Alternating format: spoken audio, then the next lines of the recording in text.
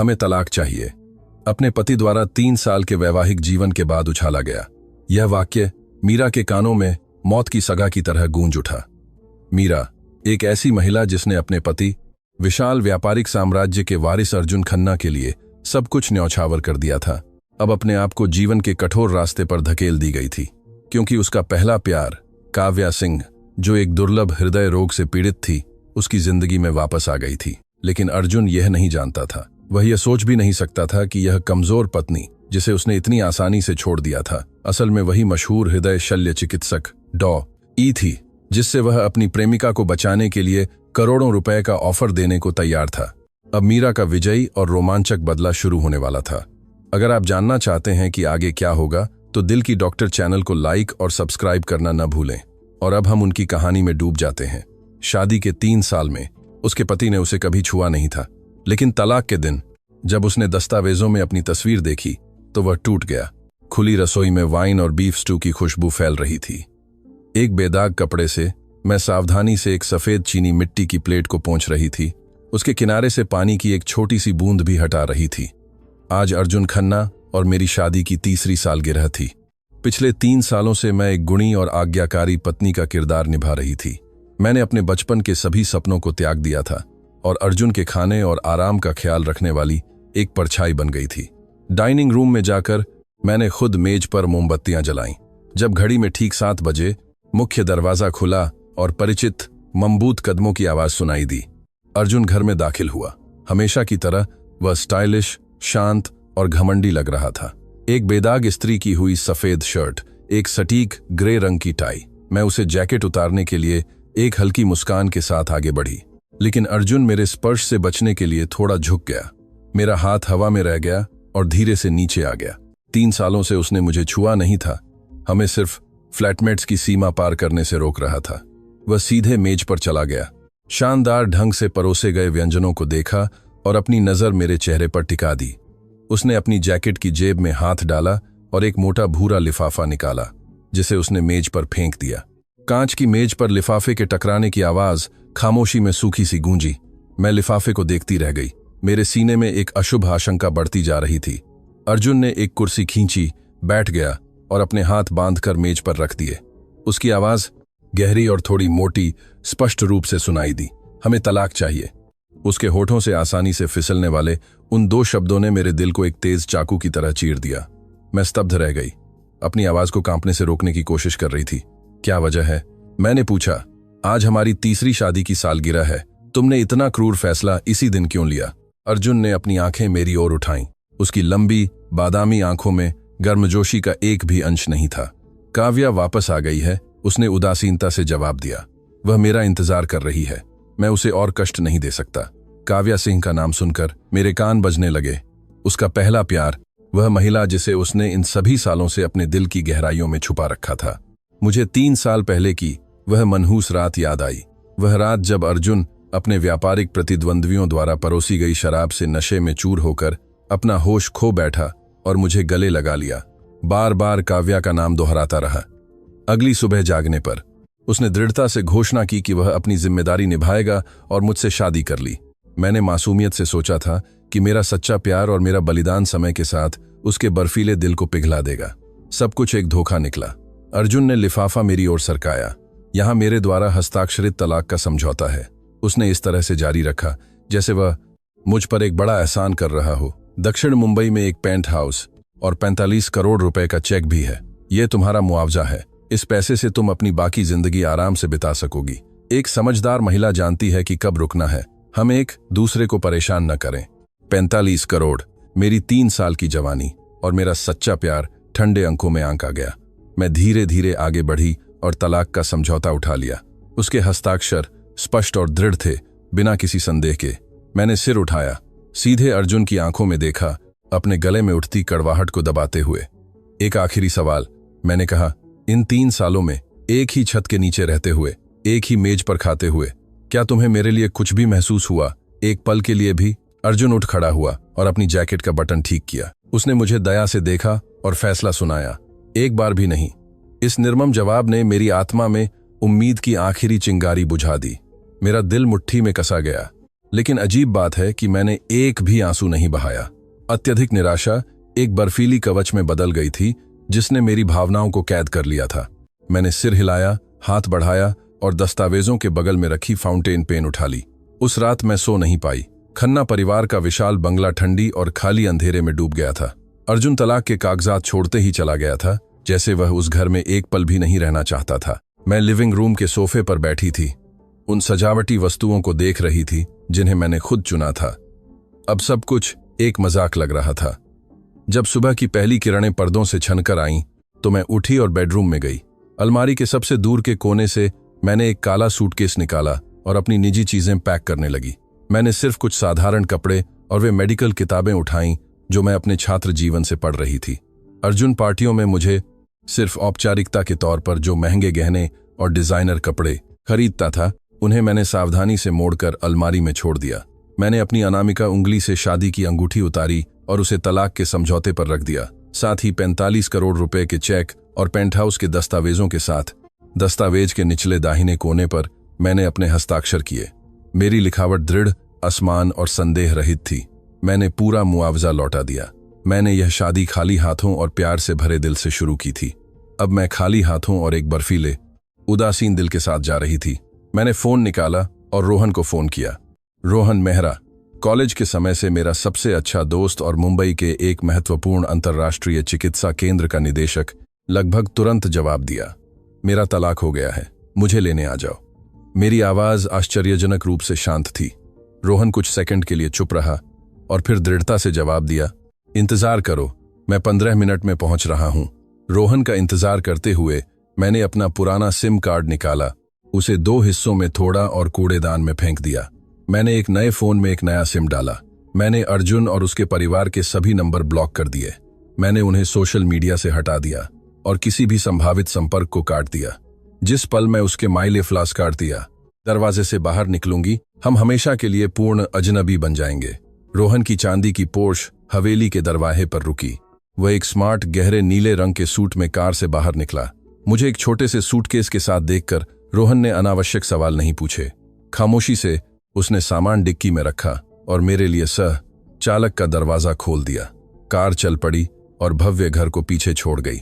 मैं सीट पर झुक गई और आंखें बंद कर ली। महसूस कर रही थी कि आजादी और हल्कापन की भावना मेरे पूरे शरीर में फैल रही है।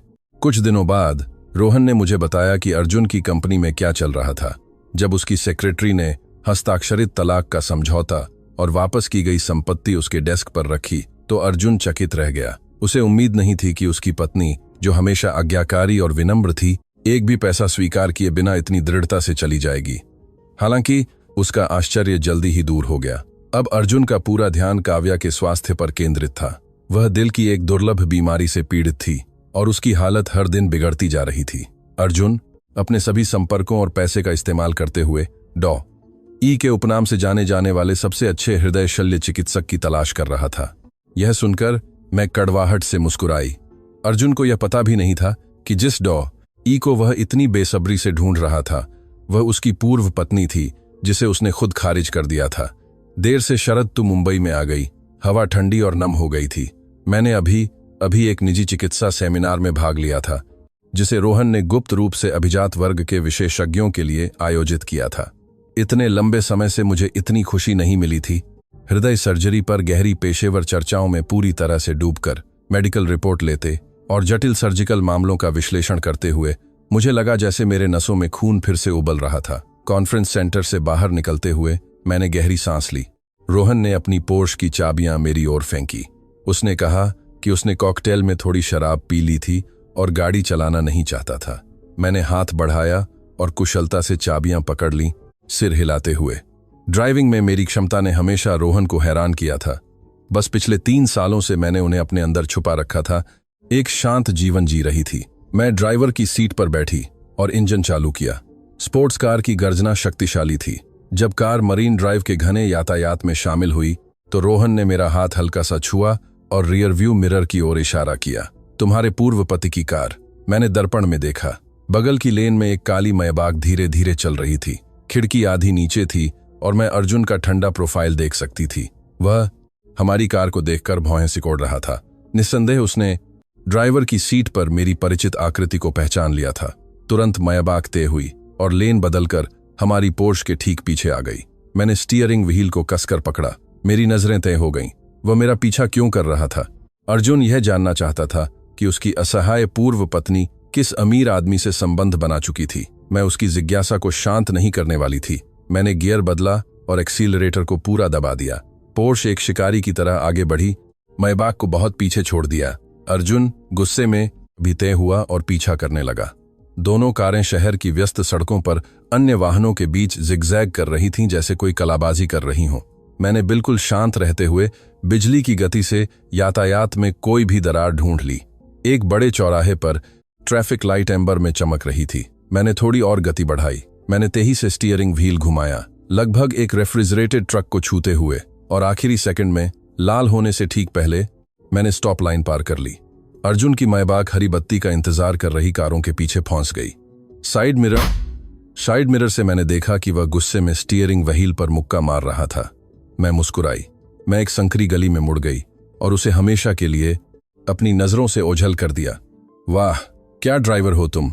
रोहन सर चालक की सीट पर जोर से हंसा। मैंने गति सामान्य कर दी। मैं अतीत से बंधी नहीं रहना चाहती। मैंने रोहन से कहा, आज से कमजोर और विनम्र मीरा शर्मा मर चुकी है। मैं अपनी सच्ची जिंदगी जीने वाली हूं। उस रात रोहन और मैं उसके निजी ऑफिस में बैठे थे। उसने मुझे एक गिलास पानी दिया और गंभीर चेहरे के साथ मुझे आधिकारिक तौर पर चिकित्सा में लौटने की सलाह दी। हृदय सर्जरी में मेरी प्रतिभा विश्व चिकित्सा समुदाय के सम्मान के योग्य थी। डॉ.ई का उपनाम कभी अनगिनत लाइलाज बीमारियों वाले रोगियों के लिए उम्मीद था। यह तथ्य कि मैंने उस प्रतिभा को 3 साल तक रसोई में दफना दिया था, समाज के लिए एक बहुत बड़ा नुकसान था। मैंने पानी का एक घूंट पिया। मैंने एक पल सोचा और सिर हिलाया। अब समय आ गया था कि मैं वह सब वापस ले लूं जो मेरा अधिकार था। अगली सुबह अपनी निजी बचत कार्ड के साथ मैं बांद्रा के लग्जरी बुटीक में गई। मैंने वे सभी गहरे और नीरस कपड़े फेंक दिए जो मेरी सास मुझे सभ्य दिखने के लिए पहनने को कहती थी। मैंने कई स्टाइलिश जैकेट सूट चुने जो मेरे पतले शरीर को उभारते थे। एक ब्यूटी सैलून में मैंने अपने लंबे बालों को एक आधुनिक और स्टाइलिश कैरे कट में कटवा लिया। मैंने अपने होठों को गहरा लाल रंग दिया। मैंने खुद को शीशे में देखा। जब एक महिला प्यार से चिपके रहना छोड़ देती है तो वह चमकने लगती है। एक बुटीक से बाहर निकलते हुए मैं अर्जुन से आमने सामने मिली। साथ में कई सहायक भी थे। वह अपनी कंपनी से संबंधित दुकानों का निरीक्षण कर रहा था।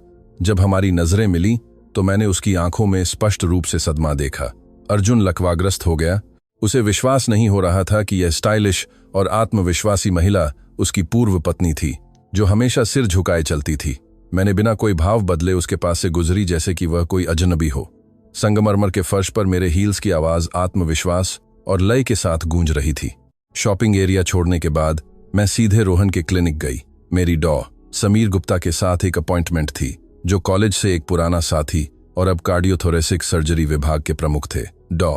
समीर बहुत खुश थे कि मैंने काम पर लौटने का फैसला किया था। उन्होंने मुझे सबसे जटिल मामलों की फाइलों का एक ढेर दिया ताकि मैं अपडेट रह सकूं। उनके ऑफिस में बैठे हुए मैं दस्तावेजों को पलट रही थी और अचानक एक लाल कवर वाली फाइल पर रुक गई। यह अत्यधिक आपातकाल का संकेत था। पहले पेज पर बड़े अक्षरों में मरीज का नाम छपा था, जिसने मेरा ध्यान खींचा था। काव्या सिंह। मैंने विश्लेषण के परिणाम और एक्स रे का ध्यानपूर्वक अध्ययन किया। उसकी हृदय विफलता बहुत उन्नत चरण में थी। हृदय के वॉल्व पहले से ही नेक्रोसिस के लक्षण दिखा रहे थे, जिसके लिए एक अत्यंत जोखिम भरी रिप्लेसमेंट सर्जरी की आवश्यकता थी। वर्तमान में भारत में केवल कुछ ही सर्जन ऐसे ऑपरेशन करने में सक्षम थे और सफलता दर बहुत कम थी। कोई आश्चर्य नहीं कि अर्जुन रोहन से इतनी बेसब्री से डॉ.ई को ढूंढने की विनती कर रहा था। उसी पल दरवाजे पर दस्तक हुई। दरवाजा खुला और अर्जुन अंदर आया। वह व्यक्तिगत रूप से डॉ. समीर से विदेशी विशेषज्ञों की भर्ती में हुई प्रगति के बारे में पूछने आया था। मैंने तेजी से मेज से एक सर्जिकल मास्क उठाया, उसे पहना और एक टोपी लगा ली। डॉ. समीर मेरी मंशा समझ गए और मुझे एक नई रेजिडेंट इंटर्न के रूप में पेश किया। मैंने एक अजीब सी झुककर अभिवादन किया और फाइलों को गले लगाकर तेजी से बाहर निकल गई। दरवाजे पर मैं अर्जुन से कंधा मिलाकर टकराई। उसके पुरुष परफ्यूम की जानी पहचानी खुशबू मेरी नाक तक पहुंची, लेकिन इस बार मेरे दिल में जरा भी हलचल नहीं हुई। क्लिनिक की आखिरी मंजिल पर रोहन के निजी कार्यालय में मैंने काव्या सिंह के मेडिकल रिकॉर्ड वाली लाल फाइल को शीशे की मेज पर रख दिया। जटिल चिकित्सा संकेतक, रंगीन इकोकार्डियोग्राम, रक्त परीक्षण के परिणाम, सब कुछ एक डरावनी सच्चाई की ओर इशारा कर रहा था। उस महिला का दिल बुरी तरह कमोर हो चुका था। क्षतिग्रस्त वाल्वों के कारण रक्त लगातार वापस बह रहा था, जिससे हृदय की मांसपेशी फैल गई थी और उसकी संकुचन क्रिया धीरे धीरे खत्म हो रही थी। यदि जल्द से जल्द वॉल्व रिप्लेसमेंट और वेंट्रिकुलर रिकंस्ट्रक्शन ऑपरेशन नहीं किया गया तो वह अनिवार्य रूप से मर जाएगी। रोहन मेरे सामने बैठा एक धातु के पेन के साथ खेल रहा था और मेरी प्रतिक्रिया का अध्ययन कर रहा था। उसने मुझे बताया कि अर्जुन के व्यापार समूह का प्रबंधन क्लिनिक के निदेशक मंडल पर दबाव डाल रहा था। अर्जुन एक खाली चेक पर हस्ताक्षर करने को तैयार था, एक निजी विमान और सर्वश्रेष्ठ चिकित्सा सहायता टीम का वादा कर रहा था ताकि डॉ.ई की सहमति मिल सके। रोहन ने मुझसे पूछा कि मैं क्या करने वाली थी, क्या मुझे अपनी प्रतिद्वंद्वी का ऑपरेशन करना अप्रिय नहीं लगेगा। मैं कुर्सी पर झुक गई। शीशे की दीवार से शहर का पैनोरमा दिख रहा था। नीचे कारें तेजी से चल रही थीं, लेकिन मेरे दिमाग में केवल एक सर्जन का ठंडा तर्क और बुद्धिमत्ता थी।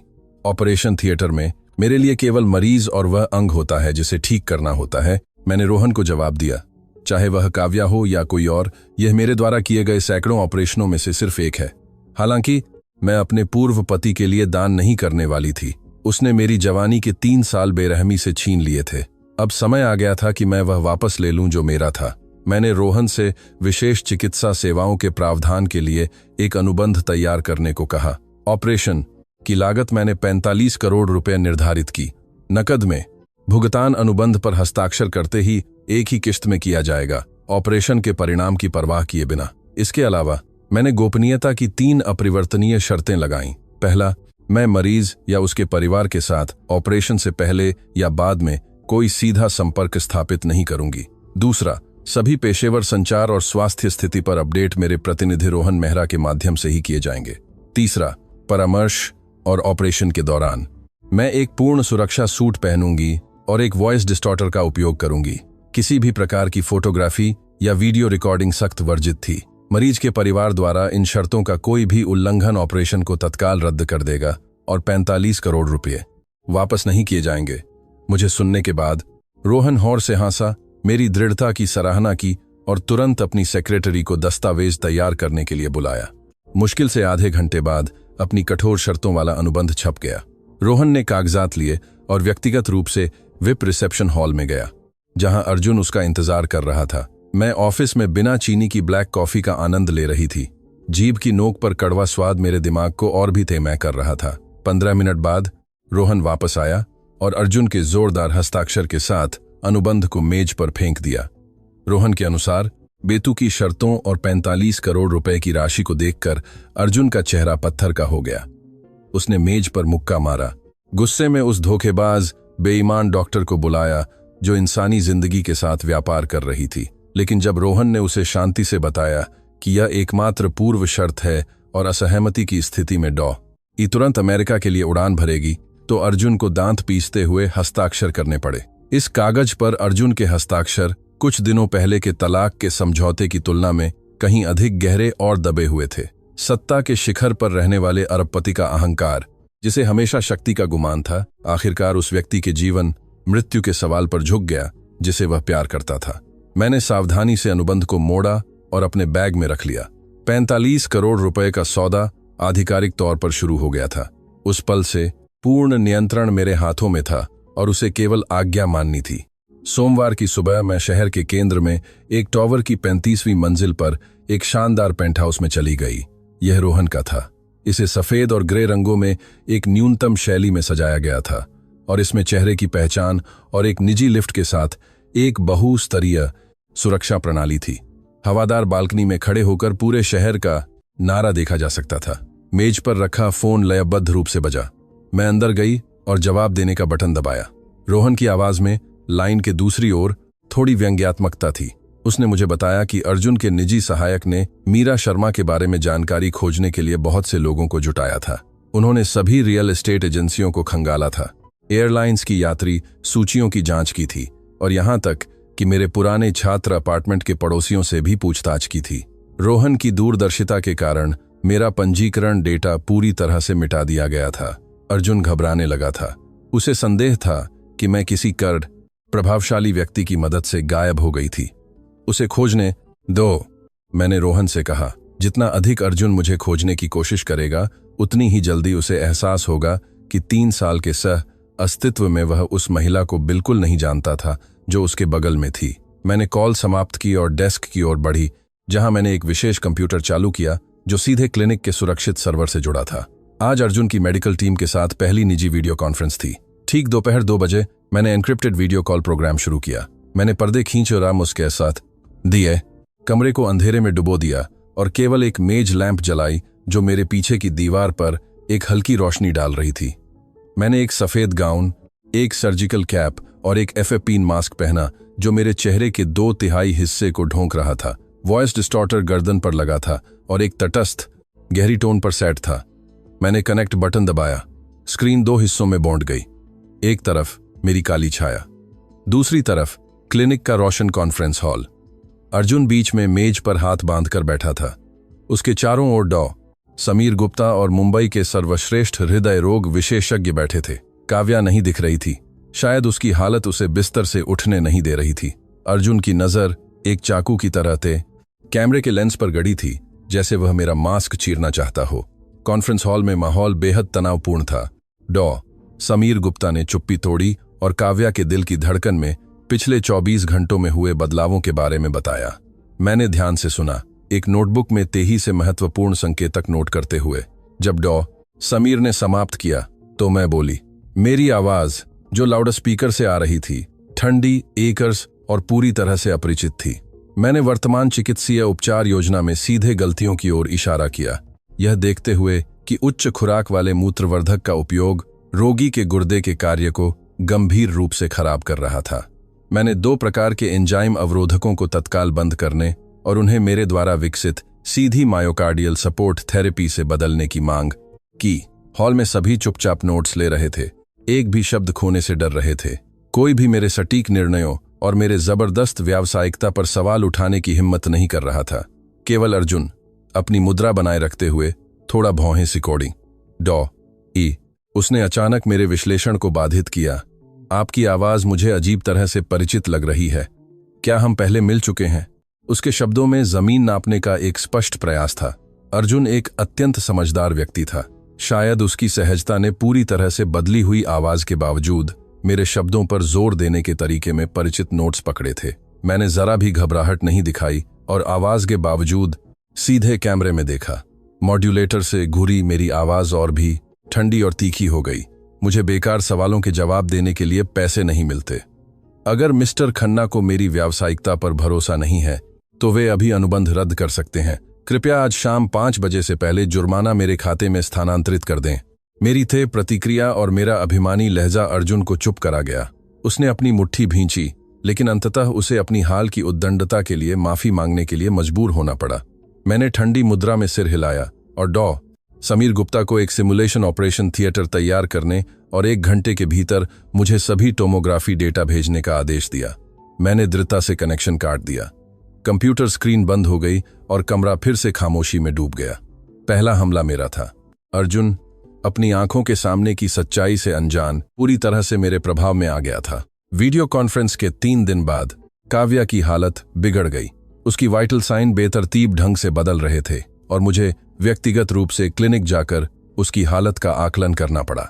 रोहन ने उच्चतम स्तर की सुरक्षा की गारंटी दी। 8वीं मंजिल, जहां गहन चिकित्सा इकाई स्थित थी, पूरी तरह से बंद कर दी गई थी। गलियारे में लगे निगरानी कैमरे अस्थायी रूप से निष्क्रिय कर दिए गए थे। ड्यूटी पर मौजूद नर्सों और डॉक्टरों को अन्य क्षेत्रों में भेज दिया गया था। केवल डॉ. समीर गुप्ता मेरे सहायक के रूप में रहे। मैं मेडिकल वार्डरोब में गई और एक विशेष सुरक्षा सूट पहनना शुरू किया। पहले एक नीला सर्जिकल पजामा, उसके ऊपर एक लंबा बांज गाउन, एक टोपी और एक हुड जो मेरे बालों और गर्दन को छिपा रहा था। FFP मास्क मेरे चेहरे पर कसकर फिट था। अंत में मैंने बड़े पारदर्शी प्लास्टिक के सुरक्षा चश्मे पहने। दीवार के शीशे में अपनी परछाई देखकर मैंने परिणाम का आकलन किया। एक बिल्कुल सही वेशभूषा, कोई व्यक्तिगत विशेषता नहीं। मैं पूरी तरह से एक भावनाहीन चिकित्सा तंत्र में बदल गई थी। मैंने दरवाजा धक्का दिया और विप कमरे में दाखिल हुई। हवा में कीटाणुनाशकों की तीखी गंध और मेज पर एक बिल्कुल सही वेशभूषा। फूलदान में रखी लिली की नाजुक खुशबू मिली हुई थी। काव्या बिस्तर पर अचल लेटी हुई थी। बेदाग कृत्रिम वेंटिलेशन उपकरण और कई कार्डियक मॉनिटर लयबद्ध रूप से बीप कर रहे थे। उसका चेहरा पीला और निर्जीव था, आंखें बंद। अर्जुन की तस्वीरों में वह जीवंत और घमंडी महिला अब सिर्फ एक नाजुक प्राणी थी, एक कृत्रिम धड़कन के सहारे जीवन से चिपकी हुई थी। उसकी यह कमजोरी उन चालों से बिल्कुल अलग थी जिनका उपयोग वह अर्जुन को वापस लुभाने के लिए करती थी। मैं बिस्तर के पास गई और नैदानिक परीक्षण शुरू किया। मेरे लेटेक्स दस्ताने वाले हाथों ने उसकी छाती को छुआ। मैंने तरल प्रतिधारण की डिग्री का आकलन करने के लिए स्टर्नम के चारों ओर बिंदुओं पर हल्का दबाव डाला। मैंने स्टेथोस्कोप को वॉल्व क्षेत्रों पर सावधानी से रखा। रक्त के वापस बहने की आवाज सुनी। उसकी नाड़ी अत्यंत अनियमित थी और हृदय की मांसपेशी पहले से ही स्क्लेरोसिस के लक्षण दिखा रही थी। मैंने तेजी से मापे गए मूल्यों को कार्ड में नोट किया। डॉ समीर गुप्ता को तत्काल इलेक्ट्रॉनिक रिकॉर्ड में दर्ज करने के लिए छोटे निदान बोलती रही। 30 मिनट की परीक्षा के दौरान मैंने एक भी अनावश्यक शब्द नहीं बोला, केवल पेशेवर कार्यों पर ध्यान केंद्रित किया। समाप्त करने के बाद मैंने डॉ समीर को इशारा किया कि वे इन्फ्यूजन की निगरानी जारी रखें और बाहर निकलने के लिए मुड़ गई।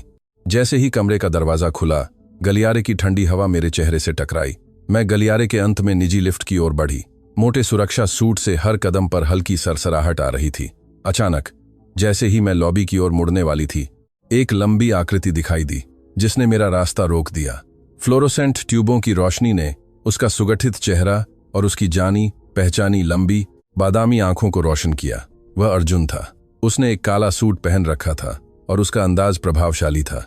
बंद क्षेत्र में उसकी उपस्थिति का मतलब था कि उसने अपनी शक्ति का इस्तेमाल सुरक्षा को उसे अंदर जाने देने के लिए किया था।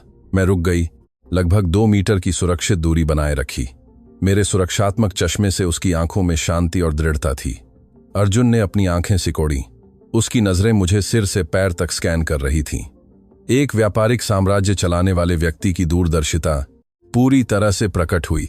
उसने मेरी ऊंचाई, मेरी मुद्रा और विशेष रूप से मेरे कंधों और कमर के अनुपात पर ध्यान देना शुरू कर दिया। ये छोटे विवरण, चाहे मैं उन्हें कितना भी छिपाने की कोशिश करती, ढीले सर्जिकल गाउन के नीचे पूरी तरह से छिपाना असंभव था। डॉक्टर, आपकी हरकतें मुझे बहुत परिचित लगती हैं, अर्जुन ने धीमी आवाज में बुदबुदाया। उसकी आवाज में एक धमकी भरा दबाव महसूस हो रहा था। मैंने जवाब नहीं दिया। मैं बस सीधे लिफ्ट की ओर बढ़ने के इरादे से दाहिनी ओर मुड़ गई। इस खामोशी ने उसके संदेह को बढ़ा दिया। अर्जुन ने तुरंत अपना लंबा हाथ बढ़ाया, मेरा रास्ता काटते हुए। गलियारे में हवा तनाव से भर गई। उसने एक बड़ा कदम आगे बढ़ाया और अपना दाहिना हाथ मेरे मास्क की ओर बढ़ाया। उस अचानक हावभाव का स्पष्ट इरादा रहस्यमयी डॉक्टर के मास्क को फाड़ना था। जिस क्षण अर्जुन की उंगलियां मेरे चेहरे से कुछ सेंटीमीटर दूर थीं, पीछे से एक और मजबूत हाथ ने उसकी कलाई पकड़ ली। मिस्टर खन्ना, कृपया अंतर्राष्ट्रीय चिकित्सा केंद्र के सुरक्षा नियमों का सम्मान करें। एक तीखी आवाज ने गलियारे की खामोशी तोड़ दी। वह रोहन था। वह हमारे बीच आ गया, अपने भारी शरीर से मुझे अर्जुन से बचाते हुए। उसने क्लिनिक निदेशक का सफेद गाउन पहन रखा था और उसके चेहरे पर पूर्ण अधिकार था। उसकी पकड़ इतनी मजबूत थी कि उसने अर्जुन का हाथ मेरे निजी स्थान से हटा दिया। अर्जुन ने अपना हाथ खींचा और रोहन को घूरकर देखा। उसने चिल्लाते हुए पूछा कि 45 करोड़ रुपए के ऑपरेशन के लिए भुगतान किए जा रहे डॉक्टर की पहचान क्यों छिपाई जा रही है। उसने दावा किया कि उसे उस व्यक्ति को जानने का कानूनी अधिकार था जो उसके परिवार के सदस्य का ऑपरेशन करने जा रहा था। रोहन ने तिरस्कार से मुस्कुराया, एक बर्फीली शांति बनाए रखी। उसने अपने गाउन की जेब से हस्ताक्षरित अनुबंध की एक प्रति निकाली और तीसरे बिंदु की ओर इशारा किया। उसने अर्जुन को याद दिलाया कि कागज पर लगे हस्ताक्षर की अधिकतम कानूनी वैधता थी। एक चिकित्सा पेशेवर के निजी जीवन में जानबूझकर दखलंदाजी करना अनुबंध का गंभीर उल्लंघन था। यदि अर्जुन दखलंदाजी जारी रखता तो क्लिनिक तुरंत चिकित्सा सेवाएं बंद कर देता, ऑपरेशन रद्द कर देता और उसे इमारत से बाहर निकालने के लिए सुरक्षा को बुलाता। रोगी काव्या सिंह के जीवन की पूरी जिम्मेदारी केवल उस पर होती। रोहन का तेज और कठोर तर्क अर्जुन की कमोर नस पर सीधे प्रहार किया। काव्या का जीवन अब पूरी तरह से डॉ ई पर निर्भर था। अर्जुन ने अपने दांत भींचे, उसकी माथे की नसें सूज गईं, लेकिन वह एक भी शब्द जवाब नहीं दे पाया। उसे आधा कदम पीछे हटना पड़ा। मुझे रास्ता देते हुए मैंने एक पल भी हिचकिचाए बिना खुले लिफ्ट की ओर तेजी से आगे बढ़ी। ठंडे धातु के दरवाजे धीरे धीरे बंद हो गए। मुझे अपने पूर्व पति की घृणा भरी निगाह से पूरी तरह छुपाते हुए। अस्पताल में तनावपूर्ण टकराव के बाद रोहन मुझे बोर्ड ऑफ डायरेक्टर्स के सदस्यों के लिए एक सर्विस कॉरिडोर से भूमिगत पार्किंग तक ले गया। मैंने तुरंत दम घुटने वाला सुरक्षा सूट उतारा और उसे एक जैविक कचरे के डिब्बे में फेंक दिया। एक आरामदायक जैकेट सूट में बदलने के बाद मैं रोहन की पोर्श में बैठ गई। बाहर मौसम बिगड़ने लगा था। गहरे बादल शहर पर छा गए थे और बारिश की पहली बूंदें विंडशील्ड पर गिरीं।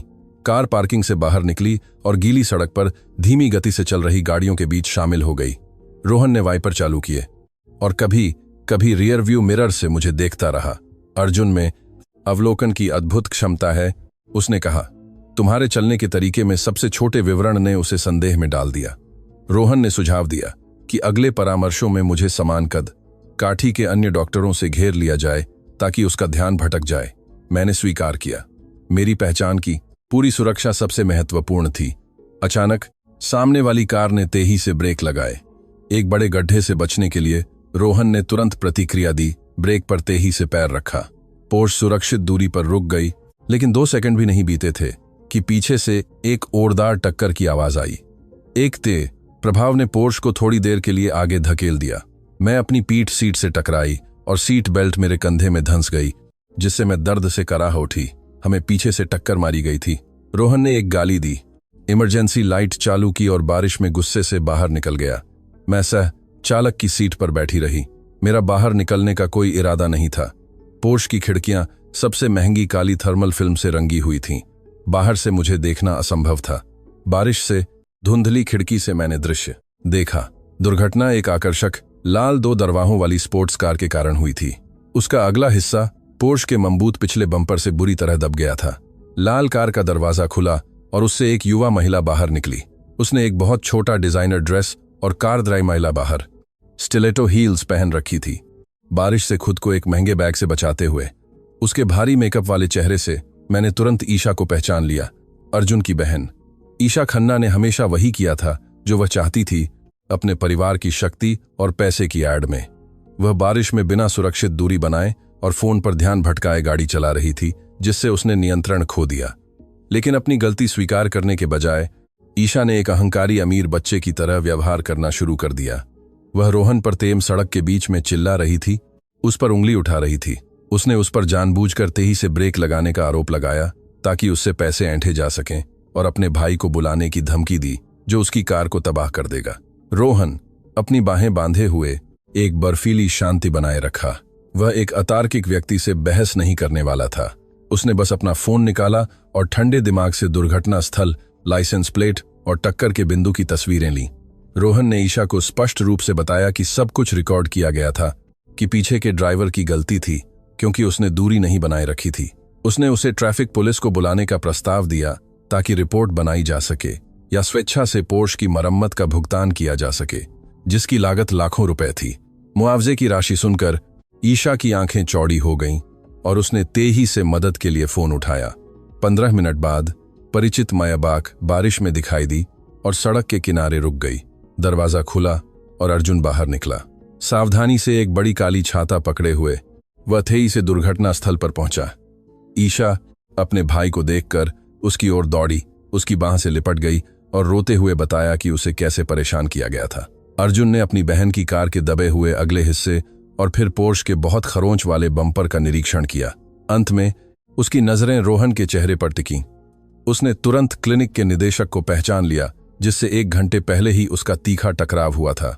अर्जुन की आंखों में आश्चर्य की चमक उभरी, लेकिन उसे तुरंत एक वार्ताकार की ठंडक से बदल दिया गया। अर्जुन अपनी बिगड़ी हुई बहन के चरित्र को अच्छी तरह जानता था और उसे यह अनुमान लगाने में कोई परेशानी नहीं हुई कि दोषी कौन था। वह रोहन के पास गया और एक नरम लेकिन आधिकारिक लहजे में समस्या को हल करने की कोशिश की। उसने मामले को सुलझाने का प्रस्ताव रखा, अपनी टीम को रोहन की कार को सबसे अच्छी वर्कशॉप में ठीक कराने और सभी खर्चों को कवर करने का वादा किया। अर्जुन इसे काव्या के इलाज के लिए तनावपूर्ण संबंधों को नरम करने के लिए एक तरह का एहसान मानता था। रोहन ने तिरस्कार से मुस्कुराया और उसके पॉइंट फिलिस को लेकर मैलवी कर विचारित प्रस्ताव को पूरी तरह से खारिज कर दिया। उसने स्पष्ट किया कि यह एक नागरिक यातायात दुर्घटना थी। कार की मरम्मत में इतना खर्च नहीं आता था, लेकिन ईशा का असभ्य व्यवहार अस्वीकार्य था। रोहन ने मांग की कि अर्जुन अपनी बहन को सबक सिखाने के लिए तुरंत 1.8 करोड़ रुपए का जुर्माना उसके खाते में स्थानांतरित करे। अगर पैसा स्थानांतरित नहीं किया गया तो वह तुरंत पुलिस को बुलाएगा और अगले दिन अखबारों में इस बात पर एक लेख छपेगा कि कैसे खन्ना समूह के अध्यक्ष की बहन ने एक दुर्घटना और एक घोटाला किया था। अर्जुन ने अपनी भौहें सिकोड़ी। उसका स्वाभिमान आहत हुआ क्योंकि किसी ने उसे बताया कि अपने परिवार को कैसे शिक्षित किया जाए। लेकिन रोहन के दृढ़ रुख और नकारात्मक प्रचार के जोखिम को देखते हुए उसके पास फोन निकालने और तेही से 1.8 करोड़ रुपए स्थानांतरित करने के अलावा कोई विकल्प नहीं था। लेन देन पूरा होने का इंतजार करते हुए उसकी नजरें अचानक पोर्श पर टिकीं। उसने चालक की सीट की अंधेरी खिड़की को घूरकर देखा, जैसे उसे लग रहा हो कि वहां कोई बैठा है। अर्जुन धीरे धीरे आगे बढ़ा, अपनी आंखें सिकोड़ते हुए रंगीन शीशे से कुछ देखने की कोशिश कर रहा था। मैं बैठी थी, अचल, शांत सांस ले रही थी और शीशे से उसकी तीखी नजर देख रही थी। हमें केवल एक बारिश से गीली खिड़की अलग कर रही थी, लेकिन हमारे बीच की दूरी पहले ही अगम्य हो चुकी थी। रोहन के फोन पर स्थानांतरण की सूचना का रिंगटोन बजा।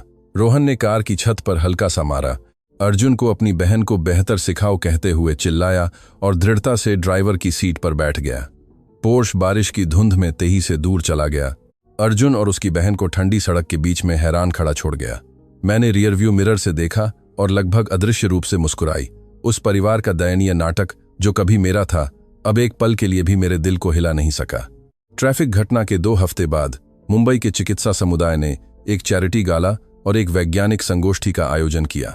इस कार्यक्रम में राष्ट्रीय और विदेशी विशेषज्ञों, बड़े क्लिनिकों के निदेशकों और स्वास्थ्य क्षेत्र में निवेश करने वाले कई सफल व्यापारियों ने भाग लिया। रोहन ने मुझे एक सम्मानीय आमंत्रण भेजा।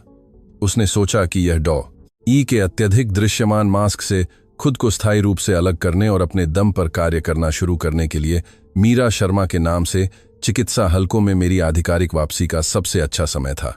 उस रात मैं अपने बेडरूम में बड़े शीशे के सामने खड़ी थी, अपनी पोशाक तैयार कर रही थी। इस बार मैंने पिछले 3 सालों से बनाए रखी विनम्र और विवेकशील महिला की छवि से पूरी तरह छुटकारा पाने का फैसला किया। मैंने एक पन्ना हरे रंग की रेशमी शाम की पोशाक चुनी।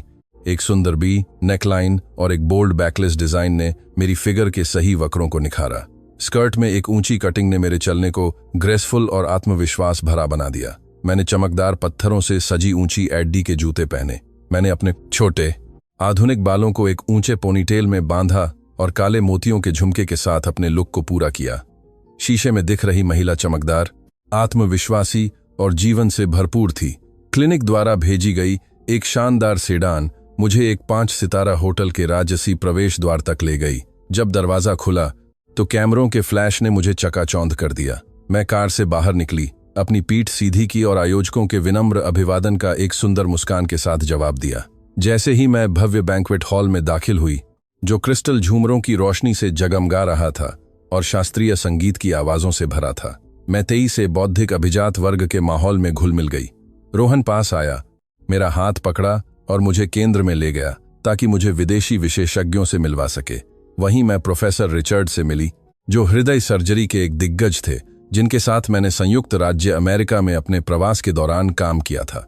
प्रोफेसर मुझे देखकर बहुत हैरान और खुश हुए। हम तेजी से एक पेशेवर बातचीत में डूब गए। एक धारा प्रवाह अंग्रेजी में उन्होंने सटीकता के साथ जटिल चिकित्सा शब्द बोले। मैंने आत्मविश्वास से प्रोफेसर के लिए endoscopic minimally invasive valve replacement के फायदे का विश्लेषण किया, साथ ही एक्स्ट्राकॉर्पोरियल सर्कुलेशन के दौरान उत्पन्न होने वाले जोखिमों की ओर भी इशारा किया। आसपास के विशेषज्ञ चुपचाप सुन रहे थे और उनकी आंखों में उस युवा लेकिन विद्वान डॉक्टर के प्रति सच्चा सम्मान था। हमारी बातचीत के बीच में मुझे अपनी पीठ पर एक कंपकंपी महसूस हुई। एक तीखी अंतर्ज्ञान ने मुझे बताया कि कोई मुझे घूर रहा था। मैंने धीरे धीरे प्रोफेसर रिचर्ड के लिए अपना विश्लेषण समाप्त किया और मुड़ गई। मुझसे कुछ ही कदम दूर, जैसे पत्थर का बना हुआ, अर्जुन खड़ा था। उसने एक पूरी तरह से फिट काला टक्सीडो पहन रखा था और हाथ में शराब का गिलास पकड़े हुए था। साथ में कई व्यापारिक भागीदार भी थे। अर्जुन गाला में स्पष्ट रूप से काव्या के इलाज के लिए चिकित्सा हलकों में और संपर्क स्थापित करने आया था। उसकी नजरें मुझ पर टिकी हुई थीं। उनमें आश्चर्य, सदमा और अत्यधिक भ्रम मिला हुआ था। उसने कुछ कहने के लिए मुंह खोला, लेकिन ऐसा लग रहा था कि उसकी सांस रुक गई थी।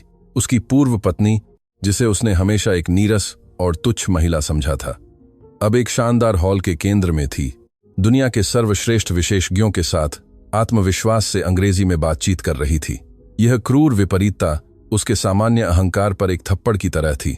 अर्जुन ने अपने साथियों से माफी मांगी और तेजी से मेरी ओर बढ़ा। वह मेरे सामने रुक गया। सिगार की परिचित खुशबू उसके शरीर से निकलने वाले तनाव से मिली हुई थी। तुम यहां क्या कर रही हो? अर्जुन ने कहा। उसकी गहरी और मोटी आवाज में गुस्सा भरा हुआ था।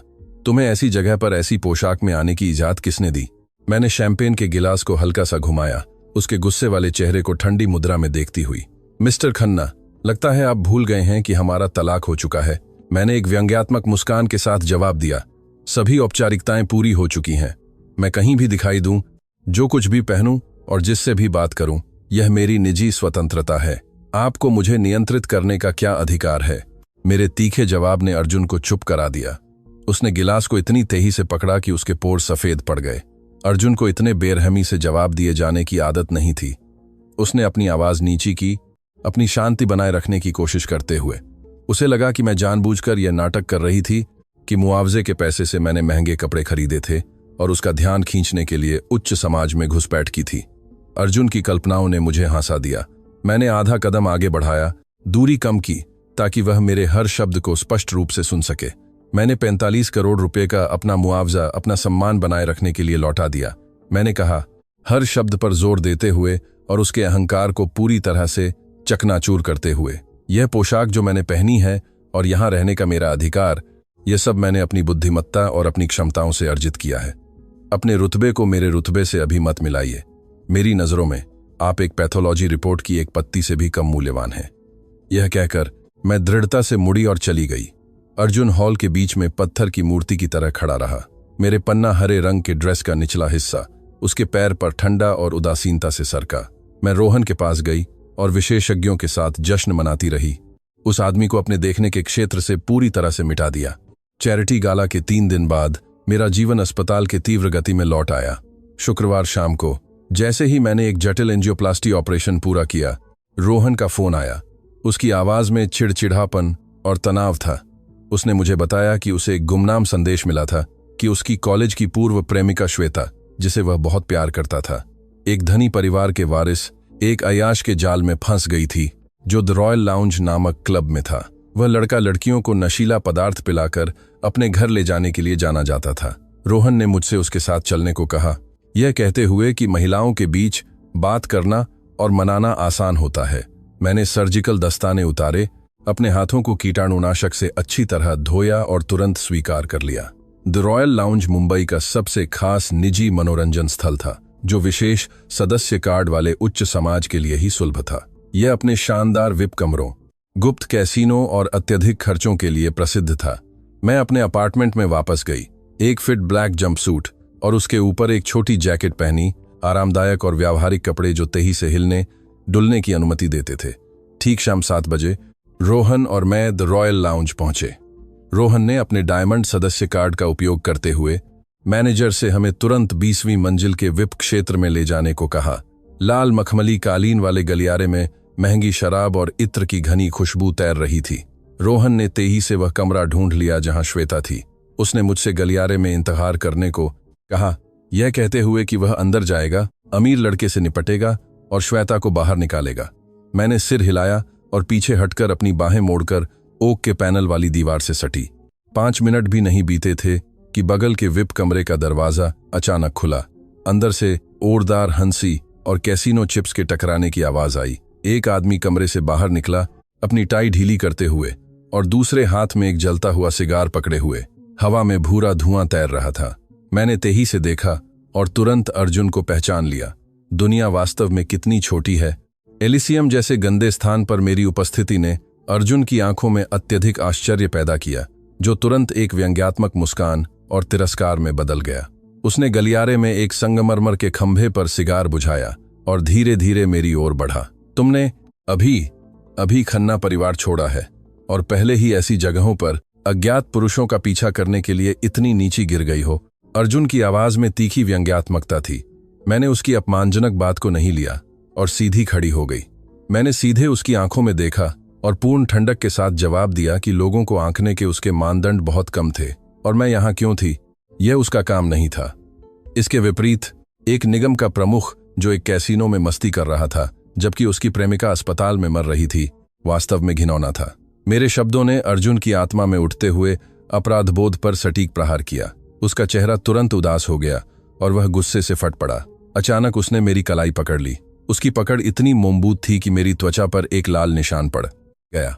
मुझे प्रतिक्रिया करने का समय दिए बिना उसने मुझे जबरदस्ती उसी विप कमरे में खींच लिया जहां से वह अभी निकला था। दरवाजा हमारे पीछे जोर से बंद हो गया। विशाल कमरे में हरे कपड़े से ढकी पोकर मेज पर 5 या 6 आदमी बैठे थे। उनमें करीबी व्यापारिक भागीदार और अर्जुन के जाने माने अय्याश दोस्त मयंक और प्रशांत भी थे। उन्होंने अर्जुन को एक अज्ञात महिला को कमरे में घसीटते हुए अचरज से देखा। क्या तुमने किस्मत आजमाने और अपनी भरपाई करने के लिए एक लड़की लाने का फैसला किया है? मयंक मुस्कुराया।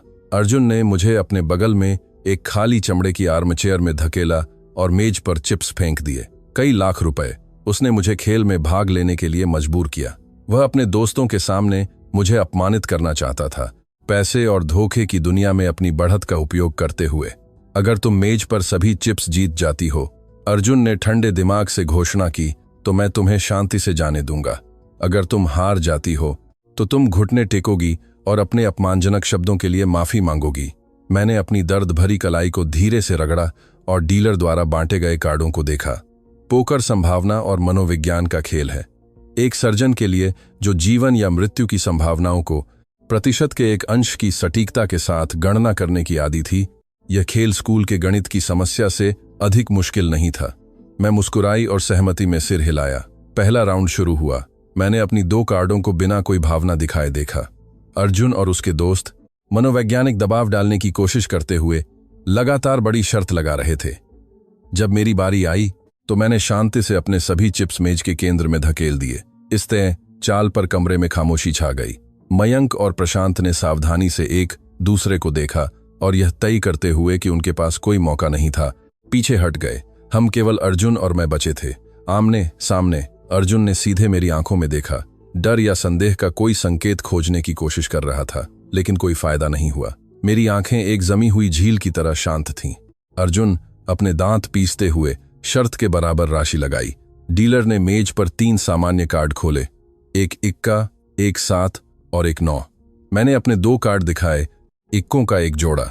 मेज पर मौजूद इक्के के साथ मेरे पास सबसे मजबूत तिकड़ी थी। अर्जुन के पास एक मजबूत संयोजन होने की संभावना 3% से कम थी। अर्जुन भौंचक्का अपने कार्ड दिखाए। उसके पास केवल बादशाहों का एक जोड़ा था। पूर्ण उदासीनता के साथ मैंने हाथ बढ़ाया और चिप्स के विशाल ढेर को अपनी ओर खींच लिया। प्लास्टिक के चिप्स खुशी से खड़खड़ा रहे थे। अर्जुन के दोस्तों ने हैरत से मुंह खोल दिए। कोई विश्वास नहीं कर सकता था कि एक नाजुक दिखने वाली महिला इतनी क्रूर और गणनात्मक खेल खेलने में सक्षम थी। मैं उठी, अपनी जैकेट की सिलवटों को हल्का सा झटका और अर्जुन को दया के साथ ऊपर से देखा। आलसी लोगों के लिए कितना उबाऊ खेल। दान के लिए धन्यवाद। यह पैसा संसाधनहीन बच्चों के हृदय ऑपरेशन के लिए एक फाउंडेशन में जाएगा। मैं दृढ़ता से मुड़ी और कमरे से बाहर निकल गई, अर्जुन और उसके दोस्तों को अपमानित छोड़ते हुए। जिस पल दरवाजा खुला, मैंने देखा कि रोहन ने अभी अपनी समस्या हल की थी और श्वेता को बगल के कमरे से बाहर निकाल रहा था। मैंने रोहन को मुस्कुराया, उसका हाथ पकड़ा और हम दोनों ने मिलकर द रॉयल लाउंज छोड़ दिया। यह एक नाटकीय लेकिन बहुत ताजगी भरी रात थी। द रॉयल लाउंज के प्रवेश द्वार पर खड़े होकर मैंने महसूस किया कि रात की हवा मेरी जैकेट को हिला रही थी।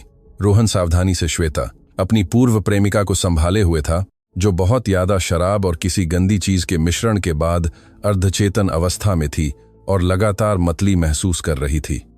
रोहन ने अपनी भौहें सिकोड़ी और चिंता और माफी के साथ मेरी ओर देखा। उसने कहा कि श्वेता की हालत बहुत खराब थी और उसे तुरंत इमरजेंसी में ले जाना होगा ताकि उसे ड्रिप लगाई जा सके और पूरी जांच की जा सके। रोहन की पोर्श 2 सीटों वाली थी और मेरे लिए उसके साथ जाना असंभव था। मैंने दृढ़ता से सिर हिलाया और रोहन से कहा कि वह मरीज को जल्द से जल्द ले जाए। एक व्यक्ति का जीवन और स्वास्थ्य हमेशा सबसे पहले आता है। मैंने घर जाने के लिए एक हाई एंड टैक्सी ऑर्डर करने के लिए अपना फोन निकाला। जैसे ही रोहन की स्पोर्ट्स कार तेजी से मोड़ पर गायब हुई, परिचित काली मयाबाक भूमिगत पार्किंग से निकली और ठीक मेरे सामने रुक गई। पिछली खिड़की धीरे धीरे नीचे हुई, जिससे अर्जुन का सुगठित चेहरा और उसकी ठंडी तीखी नजर दिखाई दी। उसके अधिकारपूर्ण नजर के नीचे मेरे आसपास की हवा जम गई थी। कार में बैठो, अर्जुन ने एक गहरी और भारी आवाज में कहा, जिसमें कोई इनकार की गुंजाइश नहीं थी। देर हो चुकी है और यह इलाका अकेली महिला के लिए सुरक्षित नहीं है, इसलिए तुम्हें घर ले जाना मेरी जिम्मेदारी है। मैं संगमरमर की सीढ़ियों पर अपनी बाहें मोड़कर बिना हिले खड़ी रही। मैंने ठंडे दिमाग से उसका प्रस्ताव अस्वीकार कर दिया। मैंने उसे स्पष्ट कर दिया कि हमारे बीच अब कोई संबंध नहीं था जो उसे इतनी की हनराह अनावश्यक सज्जनता दिखाने के लिए बाध्य करता। इसके अलावा मैंने ऐप के माध्यम से जो कार अभी मंगवाई थी वह 3 मिनट में आ जाएगी। अर्जुन ने हार नहीं मानी। उसने दरवाजा खोला और कार से बाहर निकला। उसकी लंबी आकृति ने एक स्ट्रीट लाइट की रोशनी का एक हिस्सा ढक दिया। मेरे प्रतिरोध के बावजूद अर्जुन ने मेरी कोहनी पकड़ी और मुझे मध्यम बल के साथ मयबाग की पिछली सीट पर धकेल दिया। उसकी हरकतें इतनी थे और अचानक थीं कि मुझे प्रतिक्रिया करने का समय ही नहीं मिला। दरवाजा जोर से बंद हो गया और मैंने खुद को एक बंद जगह में पाया जिसमें सिगार और पुरुष परफ्यूम की जानी पहचानी खुशबू फैली हुई थी। आगे की सीट पर ड्राइवर बिना कुछ कहे सब समझते हुए तुरंत इंजन चालू कर दिया और क्लब से दूर चला गया। मैंने अपने कपड़े ठीक किए और उस आदमी से अधिकतम दूरी बनाए रखने के लिए खिड़की से जितना हो सके चिपक गई जो मेरे बगल में बैठा था। कार में एक दमनकारी खामोशी छाई हुई थी। स्ट्रीट लाइट्स की पीली रोशनी अर्जुन के चेहरे पर फिसल रही थी। उसकी आंखों में गहरी सोच और गणना को उजागर कर रही थी। बाहर हल्की बारिश हो रही थी जिससे रात के शहर की रोशनी धुंधली हो रही थी। थोड़ी देर बाद अर्जुन ने खामोशी तोड़ी। उसने मुझे एक ऐसा बेतुका प्रस्ताव दिया कि मुझे विश्वास नहीं हो रहा था कि मैं क्या सुन रही थी। उसने कहा कि वह मुझे खन्ना समूह की एक सहायक कंपनी में मानव संसाधन प्रमुख के रूप में नौकरी दिला सकता है। प्रतिवर्ष कई लाख रुपये का वेतन, साथ ही कई विशेषाधिकार जो एक चिंता मुक्त जीवन की गारंटी देते थे। उसे लगा कि मेरे करोड़ों रुपए के मुआवजे को अस्वीकार करना केवल एक चाल थी, उस पर दबाव डालने का एक खेल था। मैंने सिर घुमाया और सीधे उसकी आंखों में देखा। मेरे लाल होंठ एक व्यंग्यात्मक मुस्कान में मुड़ गए। उसकी महानता की भावना एक असाध्य चरण तक पहुंच गई थी। मैंने उसके तिरस्कार का जवाब दिया, हर शब्द को स्पष्ट रूप से बोलते हुए। मैंने उसे दोहराया कि मुझे उसकी भीख की जरूरत नहीं थी और मैं उस आदमी के अधीन काम करने में बिल्कुल भी दिलचस्पी नहीं रखती थी जो अपने परिवार को महत्व देना नहीं जानता था। उस रात कार्ड गेम में मेरी सांसात कार्ड गेम क्षमताएं, मेरे डिजाइनर कपड़े, सब कुछ मेरी क्षमताओं, मेरी संपत्ति और मेरी बुद्धि का परिणाम था। मैंने उससे अपनी घिनौनी नजरों को अपने पास रखने और कभी भी मेरे व्यक्ति को पैसे या पद से आंकने की कोशिश न करने की मांग की। अर्जुन चुप हो गया। उसकी एडम की एप्पल लगभग अदृश्य रूप से हिल गई। मेरे बात में मां कर्मो थी। शब्द चाकू की तरह थे। उसके अहंकार के कवच को भेद गए जो वह हमेशा पहनता था। वह खिड़की की ओर मुड़ गया और उसने अपने बेतुके प्रस्ताव का फिर कभी इक्र नहीं किया। कार खामोशी से सुनसान चौराहों से गुजरी और अंततः शहर के केंद्र में एक कुलीन आवासीय परिसर में प्रवेश किया। यह मुंबई के सबसे सुरक्षित इलाकों में से एक था जो केवल सच्चे कुलीन वर्ग के लिए था। मयबाग रोशेल टावर के मुख्य प्रवेश द्वार पर रुकी। लॉबी में केवल निवासी कार्ड या चेहरे की पहचान प्रणाली के माध्यम से ही प्रवेश किया जा सकता था। अर्जुन के चेहरे पर आश्चर्य झलक रहा था। उसे उम्मीद नहीं थी कि मैं इतनी महंगी और विशिष्ट जगह पर रह सकती हूं। जब मैंने दरवाजा खोलने के लिए हाथ बढ़ाया तो अर्जुन ने मुझे अचानक रोक दिया। उसकी आवाज में थकान और हल्की बर्दस्ती मिली हुई थी। उसने मुझे बताया कि उसकी मां श्रीमती खन्ना उसी सुबह यूरोप से यात्रा करके लौटी थीं। उसे अभी तक नहीं पता था कि हमने तलाक की प्रक्रिया पूरी कर ली थी। हाल ही में वह उच्च रक्तचाप से पीड़ित थी और डॉक्टर ने उसे भावनात्मक सदमों से बचने की कड़ी सलाह दी थी। अर्जुन ने मुझसे इस शनिवार रात खन्ना परिवार के बंगले में उसके साथ पारिवारिक रात्रिभोज में एक खुशहाल जोड़े की भूमिका निभाने का अनुरोध किया। मैं जम गई और मुड़ गई। श्रीमती खन्ना परिवार में एकमात्र व्यक्ति थीं जिन्होंने ईमानदारी से मेरी परवाह की थी और मुझे मातृत्व स्नेह के साथ व्यवहार किया था। पिछले 3 सालों के सबसे अकेले और दर्दनाक पलों में वह हमेशा मेरे पक्ष में खड़ी रही थीं। अर्जुन को उसकी उदासीनता के लिए डांटती रहती थीं। मैं उनका सच्चा सम्मान करती थी और यद्यपि मैं अब अर्जुन से नफरत करती थी। एक बूढ़ी और बीमार महिला को चोट पहुंचाना एक डॉक्टर के रूप में मेरी अंतरात्मा के खिलाफ था। मैंने कुछ सेकंड सोचा और सिर हिलाया, लेकिन एक स्पष्ट शर्त रखी। यह आखिरी बार होगा जब मैं उसके घर में कदम रखूंगी। उस रात के खाने के बाद अर्जुन को अपनी मां को सच्चाई बताने का रास्ता खोजना होगा। मैंने दृढ़ता से दरवाजा खोला। मैं कार से बाहर निकली और केवल एक स्पष्ट शर्त रखी, एक बार भी पीछे मुड़े बिना। अपने भवन की लॉबी की ओर बढ़ी। शनिवार की रात शहर को एक हल्की धुंध ने घेर लिया। हवा में बीच के मौसम की ठंडक तैर रही थी। मैं अपनी पोशाक का सावधानी से चयन करते हुए अपने बेडरूम के बड़े शीशे के सामने खड़ी थी। मैंने फिट और मोहक कपड़े एक तरफ रख दिए और एक शालीन क्रीम रंग की लंबी रेशमी पोशाक चुनी जिसमें गोल गला था। मैंने अपने छोटे और आधुनिक बालों को एक सुंदर और विवेकशील नीची चोटी में बांधा, तेज सिरों को छिपाते हुए। मैंने अपना भड़कीला मेकअप उतार दिया, सिर्फ एक सुरक्षात्मक क्रीम और होंठों पर हल्का गुलाबी रंग रखा। सिर्फ आधे घंटे में मैं पूरी तरह से उस विनम्र और धैर्यवान पत्नी में बदल गई थी जो मैं 3 साल से थी। शीशे में खुद को देखकर मैं खुद पर हौंस पड़ी। दुनिया को धोखा देने के लिए एक उत्तम वेशभूषा। शाम 6 बजे अर्जुन की मायाबाक मेरे भवन की लॉबी के सामने रुकी। मैं संयमित चाल से बाहर निकली।